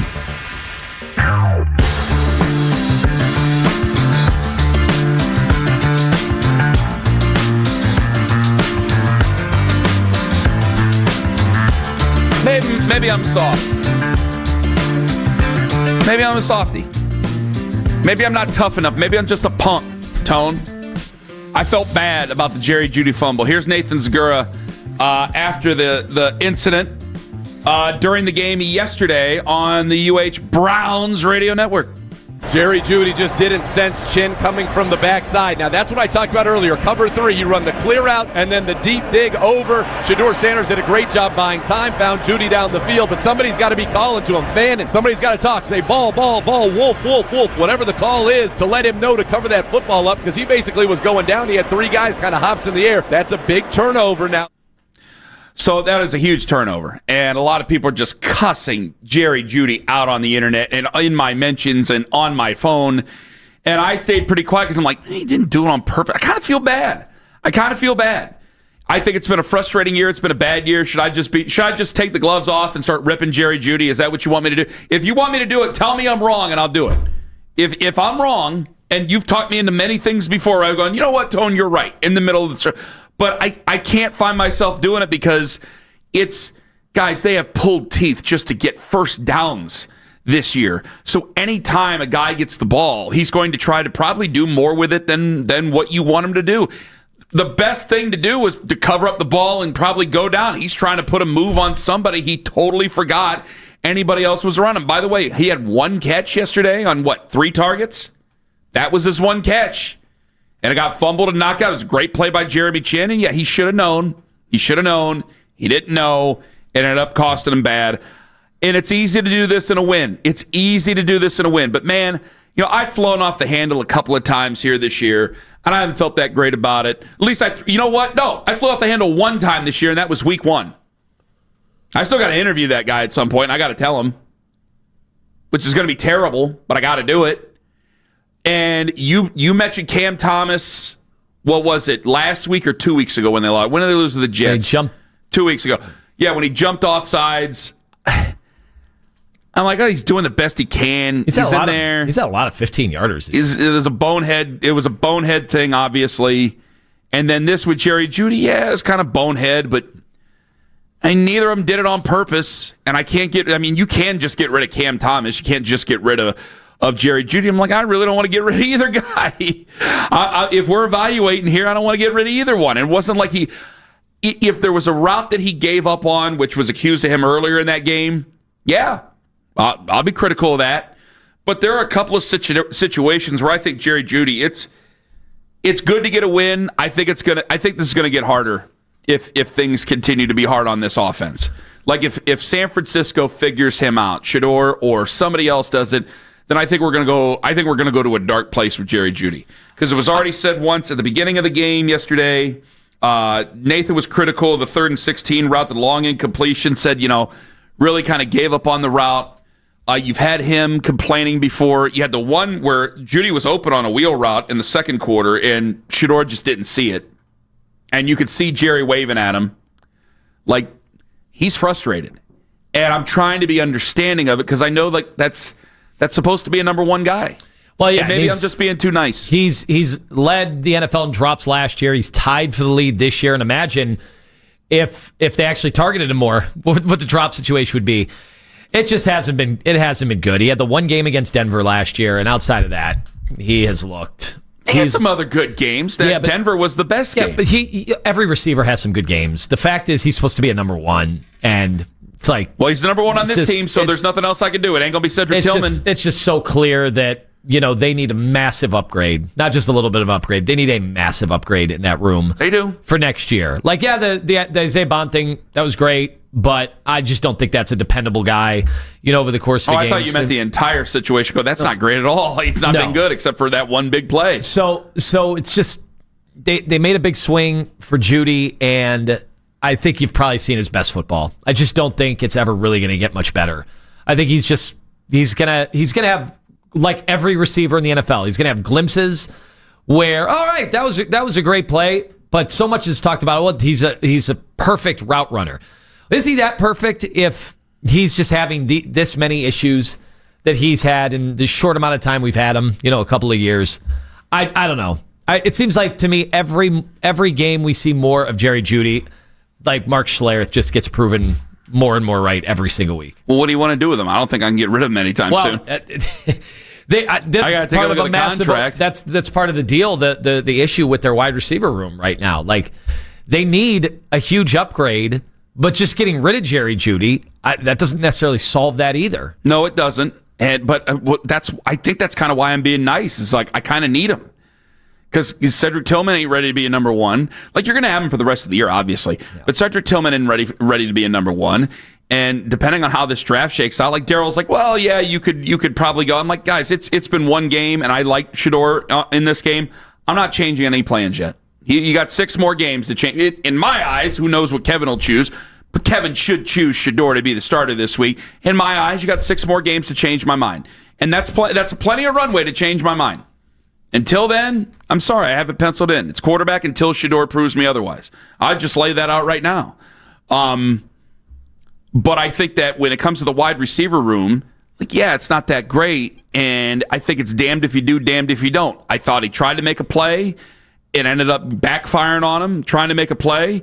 I'm glad that they were able to bounce back and still able to keep the offense up, because that was a terrible turnover, awful turnover, but you're able to take care of your business afterwards. I got to get his head clear through the next 6 games of the season, because, again, you're a 3-8 football team. I don't still see very many wins on this schedule coming up here.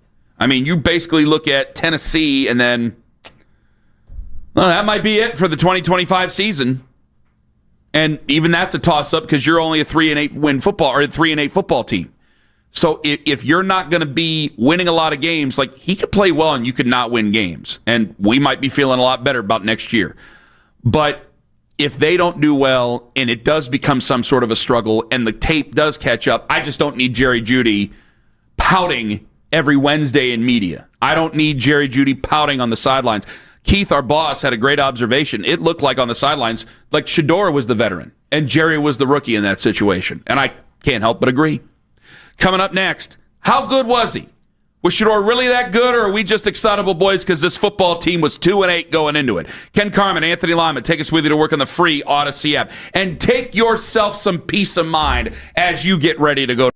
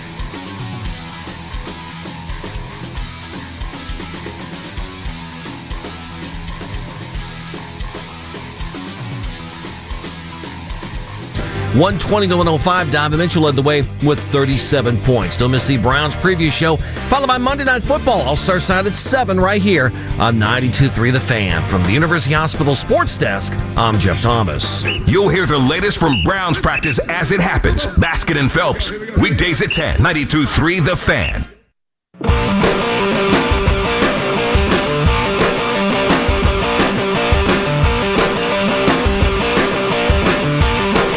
Browns won. Oh, hell yeah!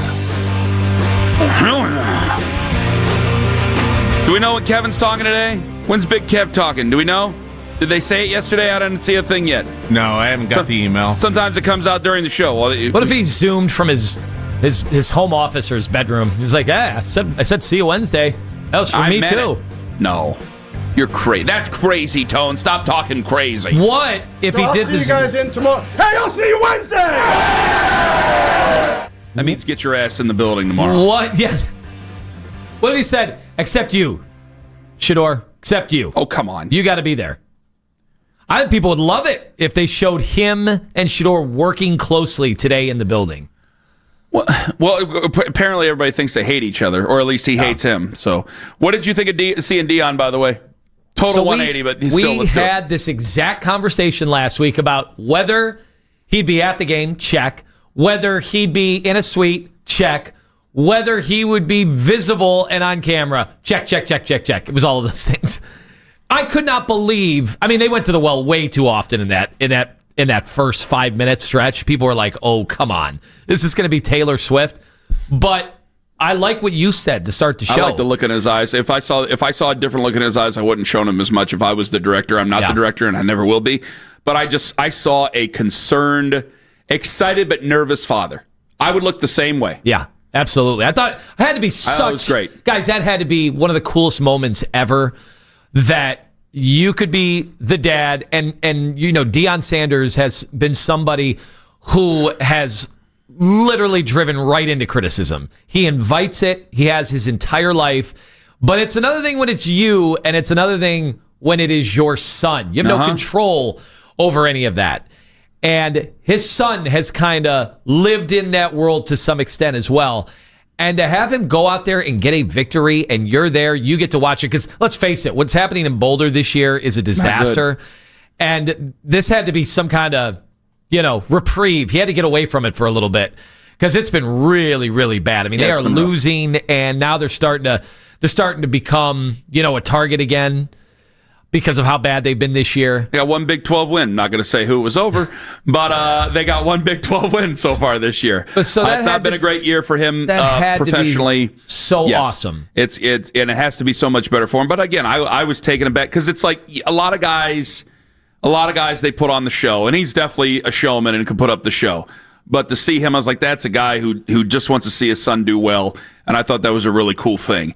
And obviously they won. I thought he did pretty well. Was it the greatest performance ever? No, it wasn't the greatest performance ever. And you and I when it comes to online stuff, I don't know how much it matters. By the way, watch us on YouTube Live. You can comment all you want on the chat. I'm sure that's going haywire right now. I thought that, was it the greatest performance ever? No, but I'm so much more satisfied and excited than I thought I ever would be. I thought yesterday was going to go very badly. Hearing kind of Joel saying, we'll try to string some drives together, and seeing all the stuff that happened beforehand, it's just like, man, I don't know if they're set up for success. I don't know if he's set up for success, and I know it's the Raiders. No, the Raiders are a total disaster. And we are getting some people on the other side. Guys, you're this excited to win over the Raiders? Yeah, I am. Because it might have been the perfect setup for him. It might have been the perfect setup to get him some confidence against a bad football team, against a team that's now officially playing out the string. It might have been the perfect setup to get him to play confidently and to get him to know his talents, to harness those talents, and play good, commanding football. They are not out of the woods. I've already seen some of the people going, well, now you can go ahead. No, I have not changed my plans for the future at all. He can change those, and he has the opportunity. He should have the opportunity over the next 6 games to change my plans of what I would like to do out of the draft. This is my personal opinion. Obviously, I don't speak for the team. But he has every opportunity to do, though, or he should get every opportunity to do so, because I'm done looking at the other guys. We're done here. I want to see Shador play. I want to see him grow. I want to see how good he can be. And then we'll cross that bridge when we get to the draft bridge, and whether or not we should be talking quarterbacks or whether or not that conversation goes away. But it was a relieving performance to me. It was exciting for the first time, and first time since the beginning of the season, really, because everybody's excited for opening day. For the first time since the beginning of the season, I was excited for a Browns game. And I was excited to see him play. Nervous, hell, and very nervous, but excited. And he played an exciting fashion of football. There's things that need to be cleaned up. You brought up the thing that so many people are highlighting to you because there's haters or people who are critical and talking about what could have been a pick six. Was it a swing pass or was it a quick screen over to Dylan Sampson?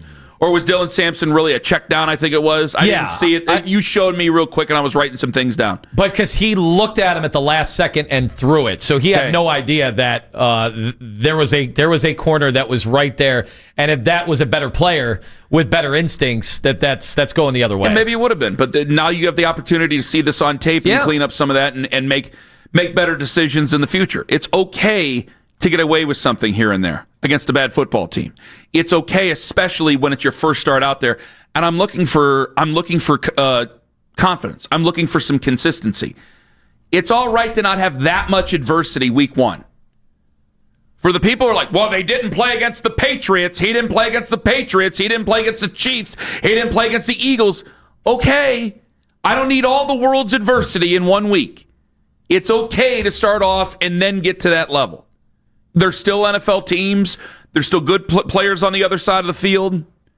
They should have been put in a better position. I don't know what the hell they were doing with Ashton Jenney and Brock Bowers to begin this year, but Chip Kelly can't do anything about that anymore because he got fired after last night's game. So hopefully they'll be using them a whole lot more and in a much better role than what they were using them before. But that's their problem, not mine. By the way, it was awesome. You had two plays very close together yesterday. Genty, you could see has some big time talent. Now he was taken very high, and he's had a rough year, kind of statistically. So Judkins' year is looking kind of rough statistically now too. Both of them have talent, and both of them their lines have not really helped them out a lot this year. Nor has the quarterback play helped those guys out. I can imagine both those guys having monster years in the right situation. But back-to-back plays. One, Genty, who did he bulldoze right in the middle like a bowling ball? Are you talking about... Oh, no, you're talking about the Genty run? That was Ronnie Hickman. That was Hickman, and then a few plays later, it was Schlesinger in the exact same situation, and it was handled a lot differently. It was handled a lot more professionally the second time around. 216-474-0092. Tony in Atlanta, Georgia, listening on the free Odyssey app. He's next up on the Fan. Hello, Tony. What's up, man? How y'all doing? We're doing well. Go ahead. Man, I don't want to say too much. I'm going to keep it real quick because I'm at work. But I do want to say this. You said, should we give the Brown staff some credit for yesterday? Man, they mishandled this whole situation. You don't say it's an open quarterback battle and then come out and say, well, this is red shirt year. You don't put a rookie behind a QB2 as a QB2 behind another rookie and say, well, we didn't expect him to play. You had Bailey Zappi. Don't try to over-critique his game play yesterday, and he hasn't had half the development as other quarterbacks on that team right now. Dylan Gabriel, for one. And I feel sorry for Dylan, bro, because he didn't have to be in this situation. I'm sorry, I'm sick. He didn't have to be in this situation, but... So they get no credit for the game plan or anything of how they handled Shador yesterday? No, they get credit, but they don't get the credit that you guys think he should get. They got credit for... well, wait a minute. When do we say that the messaging was good and that it was the right decision to say it was an open quarterback competition and to have four guys at quarterback? No, I'm not saying you. I'm just saying the grand scheme of people. Okay. Well, Tony, I hope you feel better because it sounds like you're fighting to cough on the phone right then and there. So we thank you very much for listening and calling in. No, Lima, you brought this up earlier in the show, and I forget which time I tell people to go back and listen on the free Odyssey app if they could. I asked about the credit that's given. I can't say that they've handled this situation well altogether because we had to call Tony in Akron. And he was very upset with what this was because he thinks the Browns could be a lot better had Shador played earlier. I think it's one game, and maybe Tony might end up being right. Maybe it will be undeniable by the end of the year. Like you brought up with Francisco Lindor some years ago. Remember that call? Remember that? So I got a guy, Tony in Akron, who called in, and he was fit to be tied. And I thought it's too premature to say that because I thought the messaging was terrible. Lima, you were right about it. I can't help but agree with you. You say competition. I can tell people, yeah, but what do you really? No. You said it. That's your official stance. They hold that official stance to the fire. You had the open competition. It would have been probably a lot better to either not have Kenny Pickett or Joe Flacco, for that matter, and have a veteran with the two rookies if you were going to take the two rookies. You could have set this up better. You didn't. However, when I go to yesterday, I thought it was a good game plan yesterday. I thought for a guy who had 3 days of practice reps with your first-team guys, even though they knew each other beforehand, that could have been an out-and-out disaster because so many coaches focus on what they want to do and not what they can do. And I thought Tommy Rees and Kevin Stefanski, by that measure, because obviously he has a hand in that offensive game plan, I thought they did their very best to mesh what they want to do with what Shador can do as of right now within this offense, within the offense of the guys that he knows about and knowing from the players he can throw to and his protection in front of him. I thought it was a fantastic plan because it's still the NFL. The Raiders are terrible, but if you went out there and you weren't in sync, it could have been an absolute disaster. I thought the game was managed well. I know offensively they were really bad by the numbers, but I think given some of the limitations, not having all that time to work, which some of that was self-inflicted, but we've talked about that, I thought they managed the game well. I think they weren't going to let anything stupid come in the way of them losing that football game yesterday. Myles Garrett signed basically a lifetime contract over the offseason. He's the best player in the history of this football team on defense. And he's more connected to us than he's ever been. And all you needed to see was one clip of him on the sidelines yesterday. Ken Carman, Anthony Lima, take us with you to work on the free Odyssey app. It's Anthony.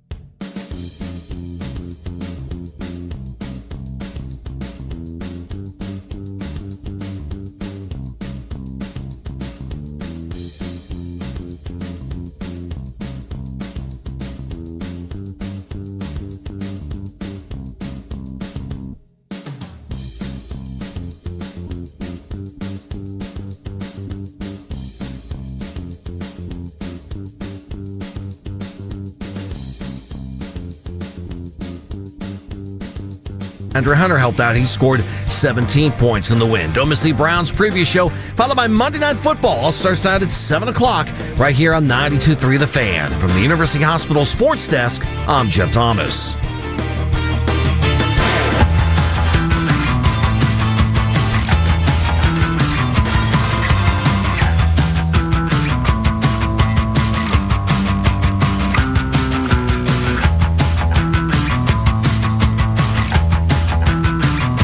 Shador yesterday, solid. Exciting. Would we call that solid a year from now? No. So it's your grade on a curve? Of course. What? I can't grade on a curve? No, you can. I just want to make sure if someone's just tuning in, they're not necessarily familiar with I'm grading Carman. on a heavy curve. Yeah, if you're just tuning in, welcome to the show. I've been this way for 14 years, and I'll be blessed to do it for 14 more. And yeah, I'm going to grade him on a curve. Welcome to the show. Yeah, that's what I'm going to do. Are you going to grade him on curve too? Yeah, I kind of have been. Because if he's in game 13, maybe not so great. Right. I started out the show saying, do you want me to break this down like I would any other quarterback, or do you want me to break it down like every other Browns rookie or any Browns quarterback since 1999? Because those are two very different grading scales. Wait a minute. Say those grading scales again, please. Whether or not you wanted me to grade that like I would starting quarterbacks in the NFL, or whether I'm grading it like every starting quarterback for the Browns since 99, especially a rookie. I will say he's better than J.J. McCarthy yesterday. Yeah. Terrible. He's had a rough year. It's been a rough go. And I like Kevin O'Connell. I think he's done a good job, but I don't know. He's flirting with the danger zone right now. They moved on from Sam Darnold. 216-474-0092. Myles Garrett yesterday. Myles Garrett's on his way to possibly having a record-setting season. And Myles was asked yesterday about the deep throw to Isaiah Bond. And this is what Myles had to say. He put it up, and I'm just like, oh God, who was I even going to? I wasn't even looking down there to see IP, and then I'm just looking. I'm like, oh God, please. And he drops it in the bucket, and he reaches it out. I'm like, please, just don't fumble into the end zone. He reaches out, but he keeps possession, and I'm just like, wow, there's not many guys in the league that can make that throw. So that was a hell of a throw. I hope he can continue to grow and develop, for making plays like that, and they'll take it from there. 9 years in. 29 years old. 9 years in, 29 years old. Just signed a contract that probably makes him a lifetime Brown, depending on how things go this offseason. Going to be hard to move that deal, right? Right. Okay. When we make the comparison, that's exactly what I'm talking about. That's a guy who will go down as easily, and there's been some good ones, not as many as on offense, but easily the best player on defense the Browns have ever had. He's that dominant. He's easily a first ballot Hall of Famer. But I think that he gets it. Even he knows how important the position is. So he's just as desperate as the rest of us. You see that video, and that's what he's responding to, was the camera that catches his reaction right there on the sidelines of that long pass to Isaiah Bond. He's exactly what every Browns fan is now, because he basically knows he's here for life now. This is it. This is it. We hope that he has 3 to 4 more really good years. I don't think you're going to see many more of this. This is unbelievable this year he's having right now. But you're seeing a guy who will be cost MVP consideration, which there's only been one guy on defense to do it in the modern era. That's Lawrence Taylor, for crying out loud. It's a hard thing to do, which Lawrence Taylor tweeted about him yesterday. It's very, very hard to do, or almost impossible to do, considering it's been only Lawrence Taylor. But he's the only guy that's held in that same esteem. It's like him, Bruce Smith, Reggie White. Obviously, Reggie White would be number one. Those are the only guys that are in that rarefied air. That's where he is. But I also think he knows. Yeah, I'd say defensively also Aaron Donald, but he doesn't have the sacks. But as pass rushers are concerned, that's where I'm putting him at. Yeah, sorry. okay, sorry. Guys who can be pure pass rushers and things like that. You look at Reggie, Bruce Smith, Lawrence Taylor, Myles Garrett. Bruce Smith went to 4 Super Bowls. We know what happened there. Reggie White won a Super Bowl famously with the Green Bay Packers. Obviously, Lawrence Taylor, known for Super Bowl success. These guys, and yeah, one had a good quarterback, the other one had a pretty good quarterback, the other two had really good quarterbacks at the time. 2 Hall of Famers, for crying out loud. But I think Myles knows that, hey, he's got everything. He's got the money. He'll be a first ballot Hall of Famer. Will his status be in the same spot as those guys? Because they played in some big big games. What he has not. And I think that he's seeing where it is, and I think that he's just as desperate as any Browns fan. I'm trying to think, like, the comparison. I kind of brought this up, earlier in the season. You go over to baseball, like Shohei Ohtani, right? We all knew he was really good, but when he was on the Angels, you weren't seeing him in the postseason, and then he goes to Los Angeles, and then you get to see him in all the big games. Mm-hmm. It changes everything. Like, we already knew he was good. People know Myles Garrett's really good. He won Defensive Player of the Year last year. Mm-hmm. But until you see him in the playoffs, and unfortunately, for whatever reason, when he was in the playoffs 2 years ago, he didn't do. It was a game plan tailored, to make sure that C.J. Stroud was not going to be in harm's way. But he didn't really make any plays in that game. And now you got to go all the way back to the first game against Pittsburgh, where everything went our way. But it was on the road. It was COVID. Like, there's just not a lot of memories from those two games that year. Yeah.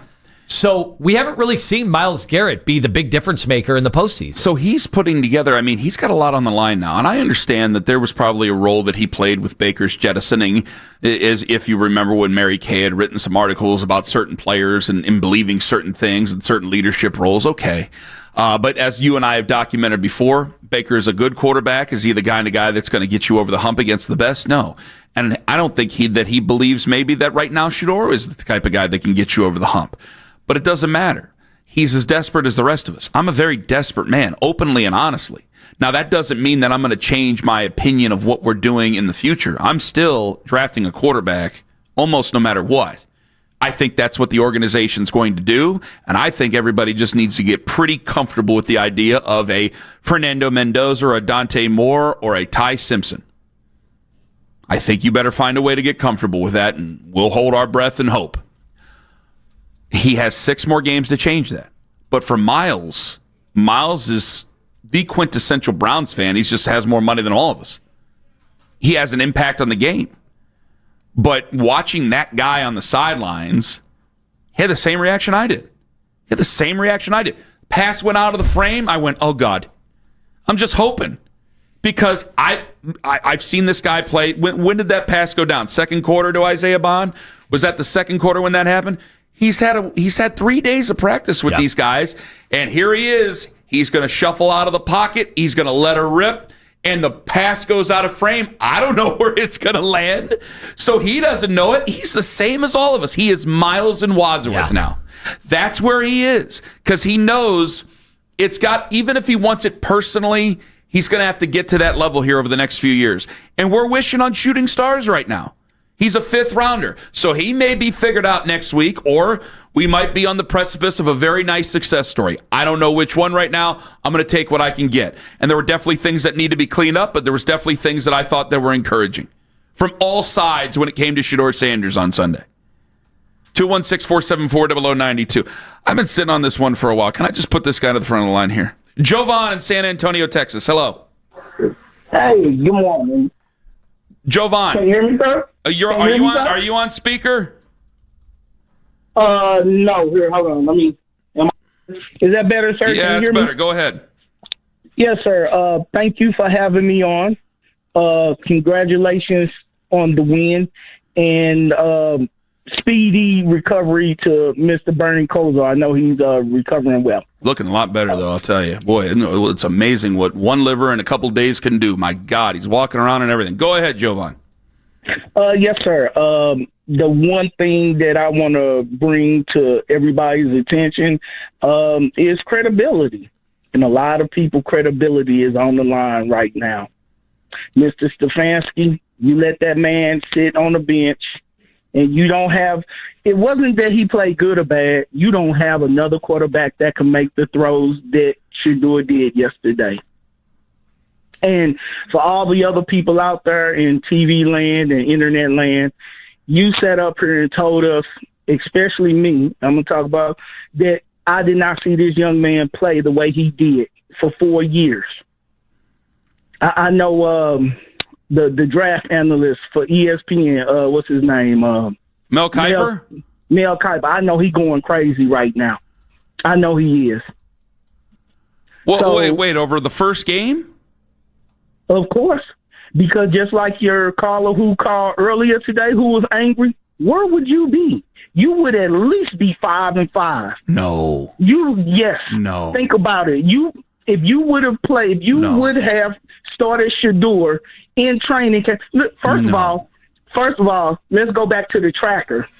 Okay. He should have been the starting quarterback just off of the tracker alone. What tracker are you talking about? The all season tracker, the camp tracker, the all season when they was tracking the passes. Oh Jesus! But hold on. He was wait a minute. Hold on. You got to be kidding me. Even what in training camp, the completions and attempt thing on the internet? Even in training. Oh, for the love of God! Wait a minute. The guy you had on earlier, the guy who called in, Daryl.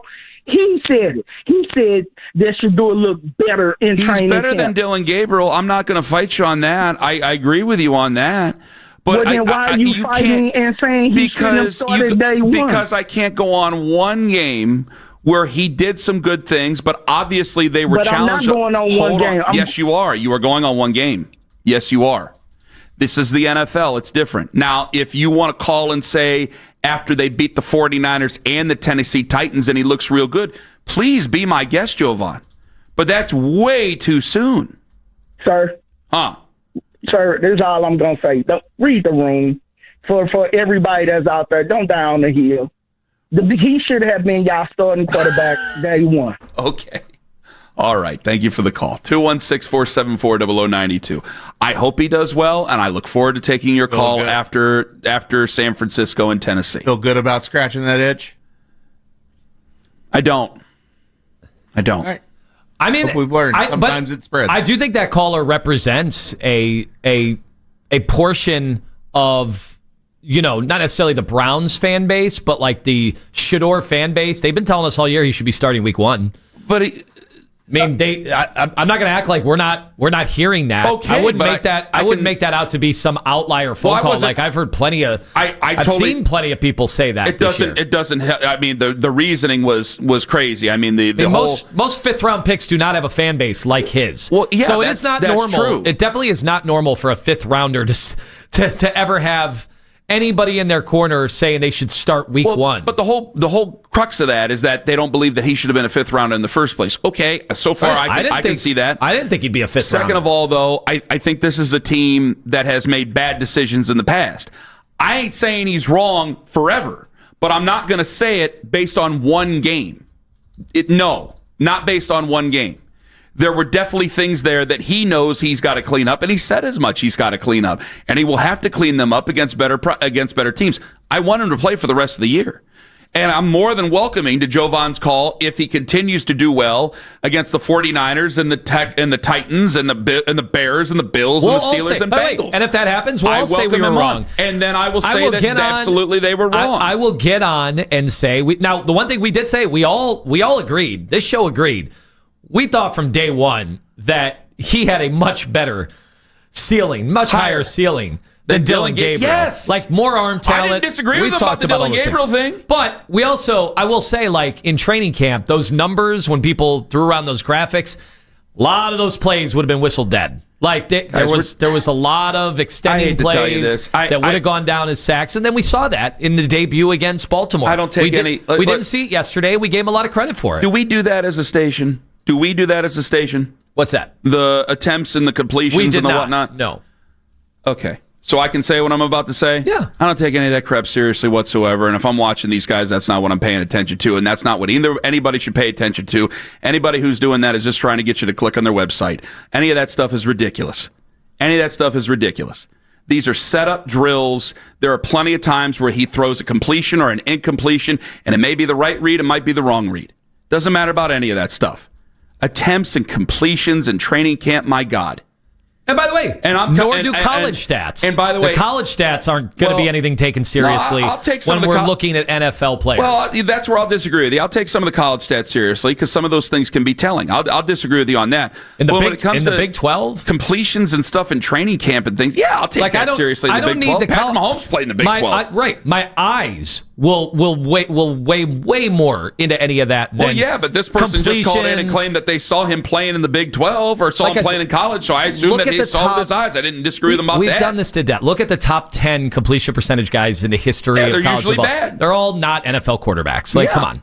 They usually end up not being very good in the NFL. We took Shador more seriously than others. I will say that. There are a lot of people that thought he had no business. But if he ends up, listen, if he goes and he plays, it's still the same. We're talking in circles. I'll say the same thing I just said.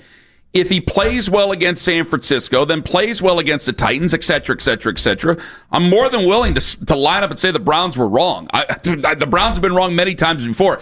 It's nothing off my ass to say that the Browns were wrong. But if we're going over charts on the internet of what some person, we don't know we went through this during camp. It's a disservice. We don't know what they were doing. And I don't need a bunch of charts to tell you that Shador Sanders has a higher ceiling than Dylan Gabriel. I didn't need some internet chart to tell me that. Well, goodness gracious.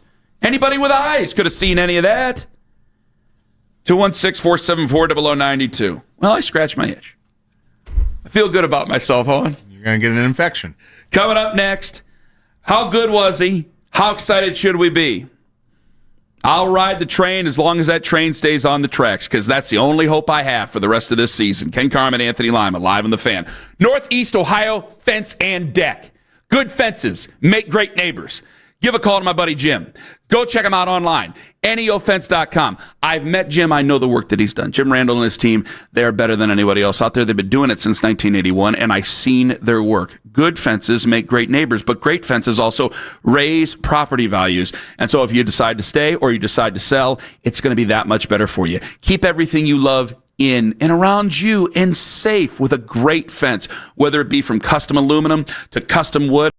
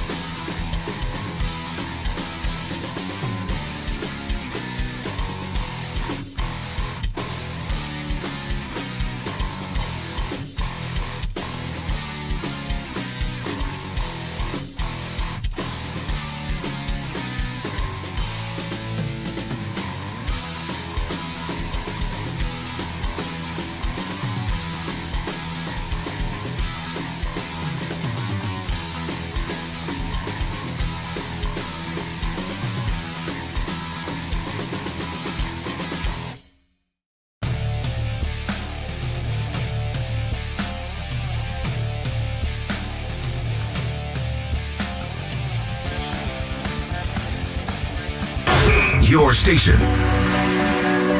Now, you told me before the game that you were going to show this fan base that you are who they've been looking for. How do you think you did that? I think I showed a couple of great pieces. It's some things I wish, I could get back. But, man, a win is crazy. It's amazing, off of 1 week of practice, you know what I mean? This 1 week of practice. So imagine, what a full offseason look like. It get dangerous. But it's just a 1 week of practice, so I'm just truly thankful, that everything happened. Audio courtesy of CBS. Make him the starter. Let's stop pussyfooting around this. When he has his media availability today, Kevin, just name him the starter and let's move on.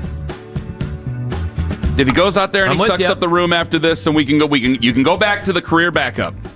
No. I'm just trying to fulfill one man's destiny and have some hope with the other guy. They got Tennessee the following week, right? Oh, yeah. If you make him the starter, he's a starter against Tennessee, too. Yes. Now, I know San Francisco's a different animal, which plenty of people on the internet want to remind me. Okay. Make him the starter. I think that Kevin was respectful to the situation yesterday, that he didn't name Shador the starter because, there's a concussion there. You don't want to inadvertently Wally Pitt. Maybe it's in poor taste to do so. Today, let's not beat around the bush. He usually speaks at 1. I imagine he'll speak at 1 today. Let's make Shador the starter. And even if he doesn't do it at 1, have the Tuesday. When did Mary Kay announce that he was going to, or when did Mary Kay leak that he was going to do it? Was it on Tuesday last week? Like Tuesday. Yeah. Okay, tomorrow, give it to Mary Kay, whatever. Have her put it out there. Give it to the dangerous one. Shador's going to start. Let's not mess around here. We got 6 more games left. I want to change my mind. I want to change it. I want a guy like Jovan in San Antonio, Texas, to call back in and go, Kenny, you got to admit I was right now. Yeah, I want that to happen because I am tired of looking for other QBs. I want him to call in and say, Kenny, if he would have been playing at the beginning of the year, we'd all have diamonds, and I'd say, you know what? Maybe you're right. I want that to happen because we still got a lot of woods to crawl through. You know how this goes. Because if I wanted to be a real jerk about it, and I don't want to be because I want them to win, and I love the team, for the love of God. I love the fans more than the team, but you get what I'm saying. Mm-hmm. They said nice things about Dylan Gabriel after his first start. Of course, Dylan Gabriel didn't make no plays like that in his first start. I'll tell you that right now. But once they got film on you, listen. I'm gonna be nervous. We only got 3 days this week. I will be nervous by next Sunday. Have you seen the weather for Sunday? I'm excited. What is it? Here it comes right up on the TV. High of 39, at least I have here. I see on TV this one it says 44 on Fox 8. But it said on weather.com, snow showers becoming mixed with rain later, winds 5 to 10 miles per hour.